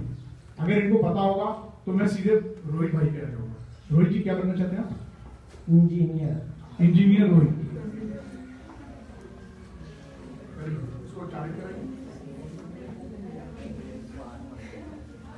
चलिए कोई नहीं, मैं आपको मैं ले लूं बेटा फोन, कोई बात नहीं, क्योंकि समय नष्ट होगा। मैं आपको आपका तरीका भी बहुत अच्छा है, मैं इसको एक आसान तरीके से सिखाता हूँ। आपको कुछ नहीं करना है, आपको बेटा आपको दिख रहा है ना, एक मैं बोल नहीं सकता क्योंकि मुझे बोलने ही नहीं आ रहा। बोलने आता तो हो जाता ना प्रॉब्लम सॉल्व। हमें बोलने नहीं आ रहा, इसलिए तो बोलना सीख रहे हैं ना इसे। हाँ, तो मैं औसतन की बात कर रहा हूँ बेटा, है ना। प्लीज देखो, अगर मैं ये गूगल सर्च पे जाता हूँ और यहाँ पे सीधे टाइप करता हूँ जो भी यहाँ पे लिखा है, क्या लिखा है? सब लोग बोल देते हो। मेरे को बोलने नहीं आ रहा, ऐसा मैं बोल रहा हूँ। मैं क्या दूसरा शब्द ले लूँ? ठीक है, मैं दूसरा शब्द ले लेता हूँ। ये बड़ा मजेदार शब्द है, ठीक है। मैं सिर्फ इसका मीनिंग डालता हूँ। क्या डालता हूँ? Meaning in Hindi. तो जैसे ही मैं इसको खोलूंगा तो ये खुल जाएगा, क्योंकि इंग्लिश में करूंगा तो ये स्पीकर में आएगा। थोड़ा नेटवर्क का इशू है, थोड़ा वेट करो। नेटवर्क खोज रहा है, भैया खोज रहे हैं नेटवर्क, गोलिया रहे हैं अभी। ऐसे होता है, गोलिया रहे हैं।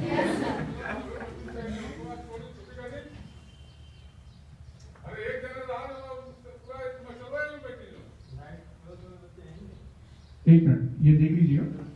तो यहाँ पे ना आपका ऐसे मीनिंग आ जाएगा, लेकिन अब क्योंकि मैं तुमको प्रोनाउंस करने नहीं आ रहा, थोड़ा नेटवर्क का इशू हो रहा है। नेटवर्क का इशू है।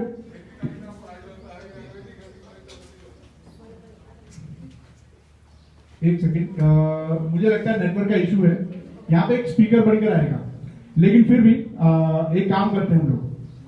मैं यहाँ पे ये जो एडोलसेंट एजुकेशन प्रोग्राम है, इसका यूट्यूब चैनल है, क्या है, वहां पे ये प्रोग्राम डाला हुआ है और इसके बारे में भी मैंने थोड़ा सा ट्रिक्स शेयर किया है। तो आप इसे प्रोनाउंस सीख सकते हो। तो आप वहां पे भी जाके सारे वीडियोस देखेंगे। तो जितने भी वीडियोस अब तक हमने बनाए हैं 55 या 60 स्कूल में, आप वहां पे और भी टॉपिक्स को डिस्कस कर सकते हैं। ठीक है बच्चों? तो क्योंकि नेटवर्क इशू में टाइम ज्यादा जाएगा, तो ये प्रोग्राम हम यहीं पे रखते हैं बोनस ट्रिप को। इसके लिए मैं माफी चाहूंगा। तो सॉरी बच्चों, और बेस्ट ऑफ लक। आप सभी लोग आगे ऐसे ही कामयाब होते रहें और बेहतरीन इंसान बने। तो रोहित और बेटी के लिए एक जोरदार ताली बजाएं। सॉरी बेटा, ये आपका नेटवर्क नहीं आ रहा, इसलिए इसके लिए नेटवर्क बहुत जरूरी है। ठीक है, प्लीज आप लीजिए। और मैं अभी पांडे सर को बुलाता हूँ। वो कानूनी तौर पे बुलिंग यानी बदमाशी जो इस उम्र में हम लोग बहुत ज्यादा करते हैं, वो क्या होता है, कैसे होता है और कैसे हम उससे बच सकते हैं, वो सर आपको बताएंगे। राइट? तो डीपी सर के लिए जोरदार ताली मारें।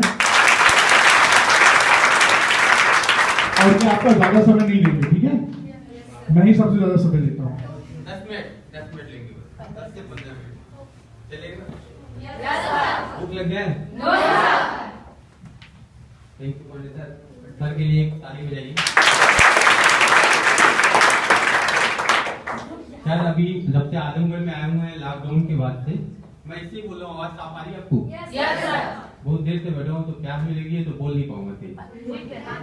जरूरत नहीं है, 15 मिनट फिनिश कर लेंगे। क्या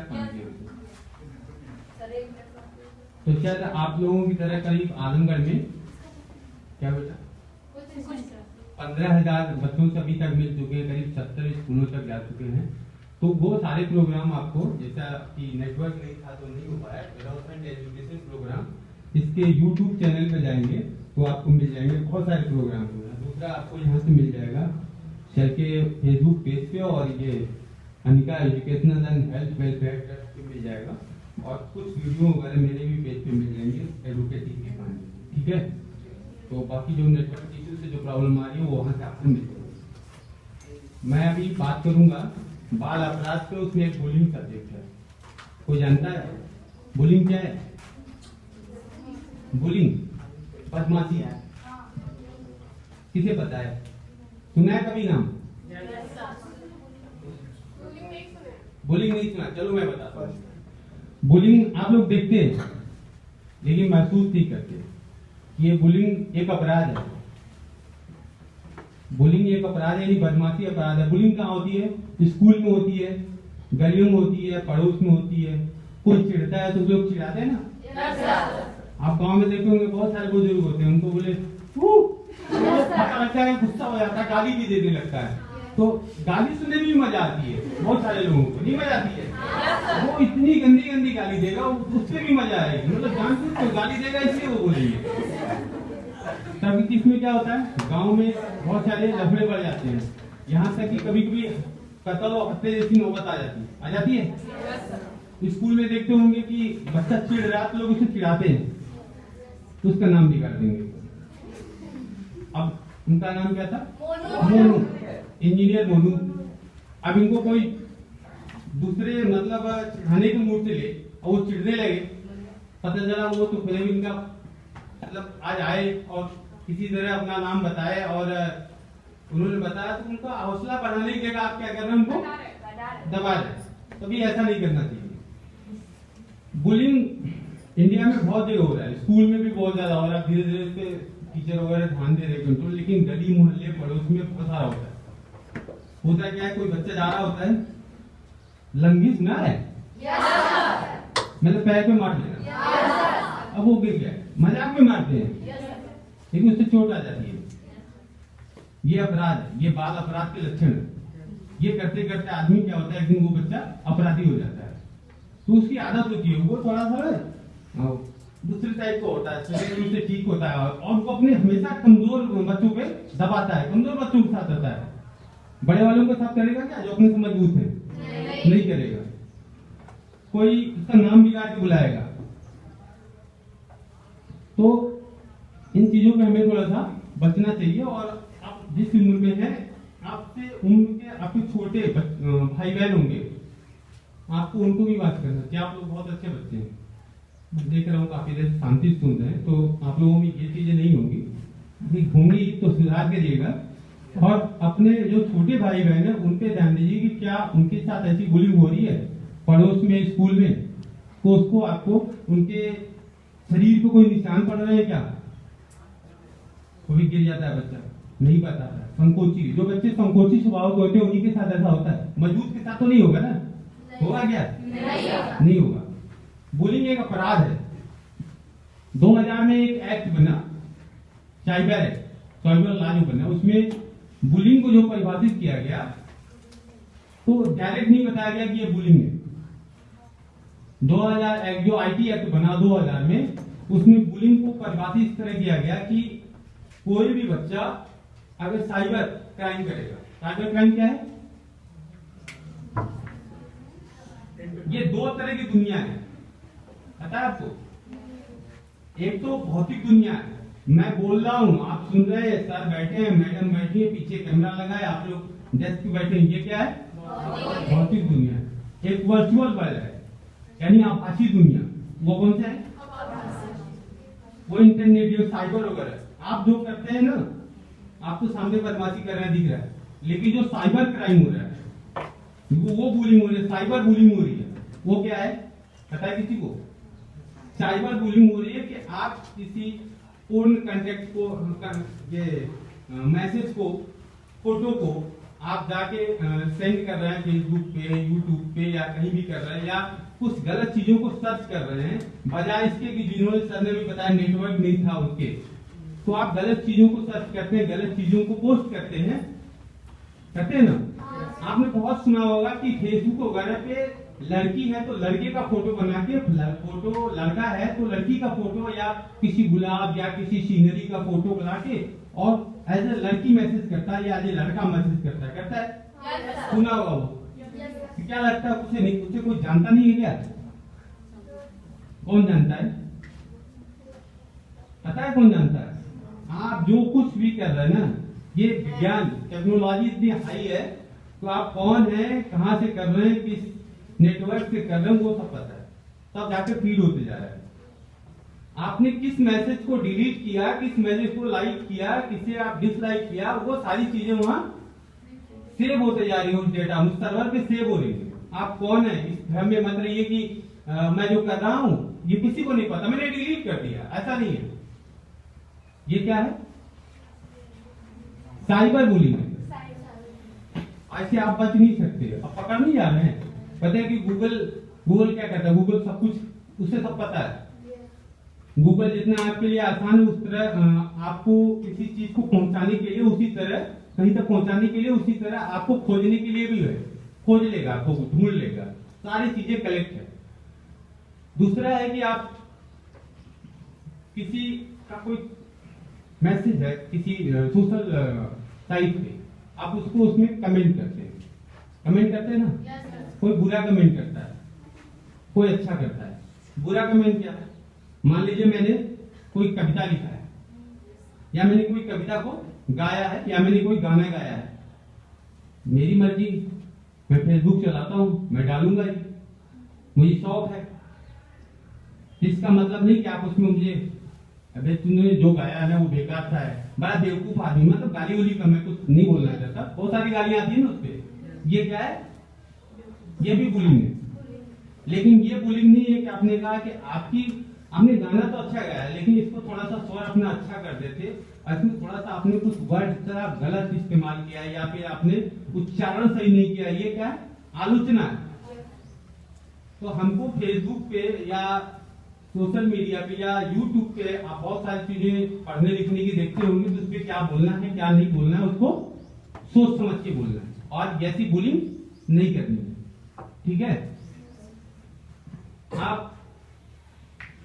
इंटरनेट पे फेसबुक पे आपको वही चीजें सर्च करनी है जो आपके काम की हो, जिसमें आपको कहीं न कहीं ये समझ में मैं जो कर रहा हूँ ये अपने मम्मी पापा के सामने भी देख सकता हूँ, कहीं भी देख सकता हूँ, ठीक है। क्योंकि ये जब आप करते करते करते करते एक अभ्यास में हो जाता है। क्या अभी सर ने बताया कि कोई भी अभ्यास अगर 21 दिन तक किया जाए वो क्या हो जाता है, परमानेंट हो जाता है, परमानेंट अभ्यास हो जाता है, परमानेंट आदत में बदल जाती है। कितने दिन तक? 21 दिन। क्यों 21 दिन तक क्या है, कोई जानता है? नहीं सर। तो क्या जाने अभी, क्योंकि आपको अचेतन मन में चला जाता है। अचेतन मन को आपको नहीं पता उसको कि आप क्या सीख रहे हैं, अच्छा सीख रहे हैं कि बुरा सीख रहे हैं। उसको अच्छे फर्क ये बुरे का कोई फर्क नहीं है। आप जो उसको भेजेंगे वही वहां मिलेगा, यानी आप खेत में जो बोते हैं वही काटते हैं ना। तो आप अच्छी कोई अच्छी आदत डालिए जो आपके अचेतन मन तक पहुंच जाए, अपनी किसी अच्छे विचार को अपने अचेतन मन तक पहुंचा दीजिए, वो आपकी परमानेंट आदत बन जाएगी और आप एक अच्छे इंसान बन जाएंगे। नहीं तो क्या होगा, आप बुरी चीजों को जब वहां भेजेंगे तो जो मैंने सब चीज बताया बिल्कुल, अगर ये आदत में अगर आप नहीं बदलते अच्छी आदत में, तो क्या होगा, आप एक दिन बुलिंग करते करते क्या हो जाएंगे, क्राइम करने लगेंगे। और क्राइम क्या होता है, अपराध क्या होता है, कोई नहीं, बहुत अच्छा, बच्चे के लिए ताली बजाइए। अपराध वो है जो कोई काम कानून विरोधी हो और समाज विरोधी हो, जिसे समाज ने मानता हो और जिसे कानून ने मानता हो कि ये काम कर रहा हो गलत है, उसका विरोध करता हो वो व्यक्ति, विरोध करके वो काम कर रहा हो, तो क्या होता है, अपराध होता है। वो अपराध जब आप इस एज में कोई बच्चा करता है तो क्या होता है, बाल अपराध, ठीक है। बुलिंग भी अपराध है, लेकिन बुलिंग क्या है, आपकी एज में जो कर रहा है वही अपराध है। तो बच्चियां अगर 18 साल की एज की हैं वो बाल अपराध है, लेकिन बच्चों के लिए 16 साल बना दिया गया है। पता है क्यों? बच्चा 16 साल की कम उम्र का है, कोई अपराध करता है तो वो बाल अपराध है, लेकिन बच्चियों के लिए क्या है, 18 साल हो गया। बच्चों के लिए 16 साल का हुआ पता है, एक निर्भया कांड हुआ था देश में, बड़ा घिनौना काम हुआ था, मतलब उससे कुछ घिनौना हो ही नहीं सकता था। उसमें क्या हुआ था, जो एक अपराधी था वो 16 साल से ऊपर का था, 18 से नीचे का था, और उसने काम कितनी घटना को कितनी बड़ी अंजाम दिया था। उसके बाद 2015 में एक कानून बना और बता दिया कि ये 16 साल का जो बच्चा होगा ये परिपक्व होगा, अगर ये अपराध करेगा तो ये 16 साल से जैसे ही ऊपर होगा वो नहीं वयस्क माना जाएगा, उसे अपराधी की तरह की उसको वही सजा मिलेगी जो वयस्क मिलती है, यानी उसको फांसी हो सकती है। इसलिए उसको क्या हुआ, फांसी हुई, ठीक है। तो आप लोग थक गए होंगे, मैं ज्यादा बात अब नहीं करूंगा, ठीक है। और बहुत सारी चीजों को ध्यान दीजिए। बहुत सारे बच्चे गाड़ी चलाते हैं, गाड़ी चलाता है कोई, हाथ बढ़ा दीजिए, कौन, बहुत अच्छी चलाती है गाड़ी, क्यों चलाती है, क्यों चलाती है, अच्छा लगता है। हर वो अच्छा काम करिए जो अच्छा लगे सबको। मुझे लगा, मुझे नहीं अच्छा लगता आप गाड़ी चलाती हैं तो, पता है क्यों चलाना चाहिए आपको गाड़ी चलाने के लिए क्या जरूरी है, क्या जरूरी है गाड़ी चलाने के लिए, अरे कभी इमरजेंसी में कुछ हो गया तो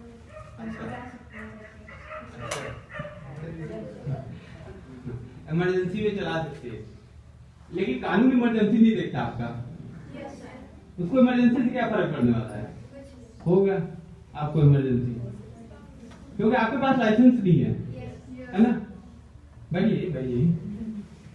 इनके पास लाइसेंस नहीं है, आपके पास गाड़ी चला रहे हो तो इंश्योरेंस होना चाहिए, आपके गाड़ी के पास पेपर होना चाहिए, लेकिन सबसे जरूरी क्या है, आपकी एज 18 साल होनी चाहिए और आपके पास लाइसेंस होना चाहिए, फिर हेलमेट होना चाहिए। कोई बात नहीं, हेलमेट, आप 4 व्हीलर चला रहे हो तो सीट बेल्ट होना चाहिए, है ना?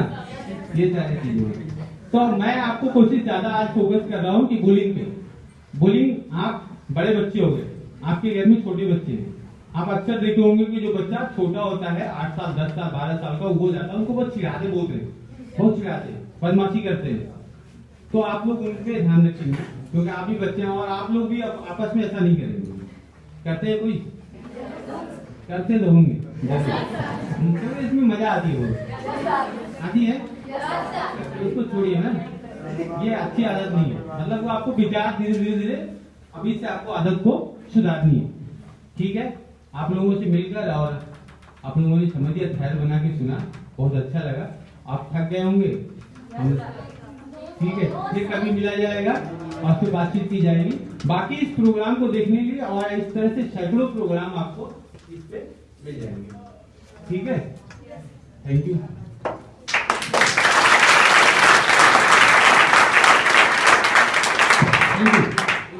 आप लोग प्रोग्राम कैसा लगा, बच्चों को कुछ बताइए।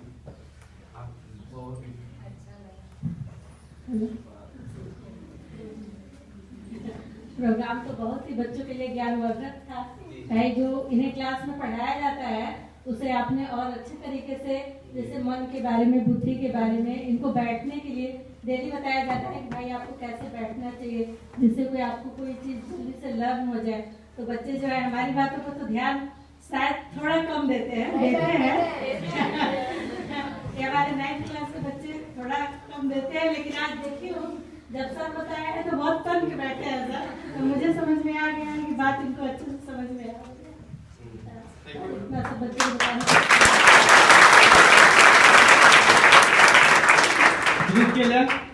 तो बच्चों, सर ने जो बताया उसको ध्यान दीजिएगा, अभ्यास जरूर करिएगा, क्योंकि अभ्यास बहुत जरूरी है।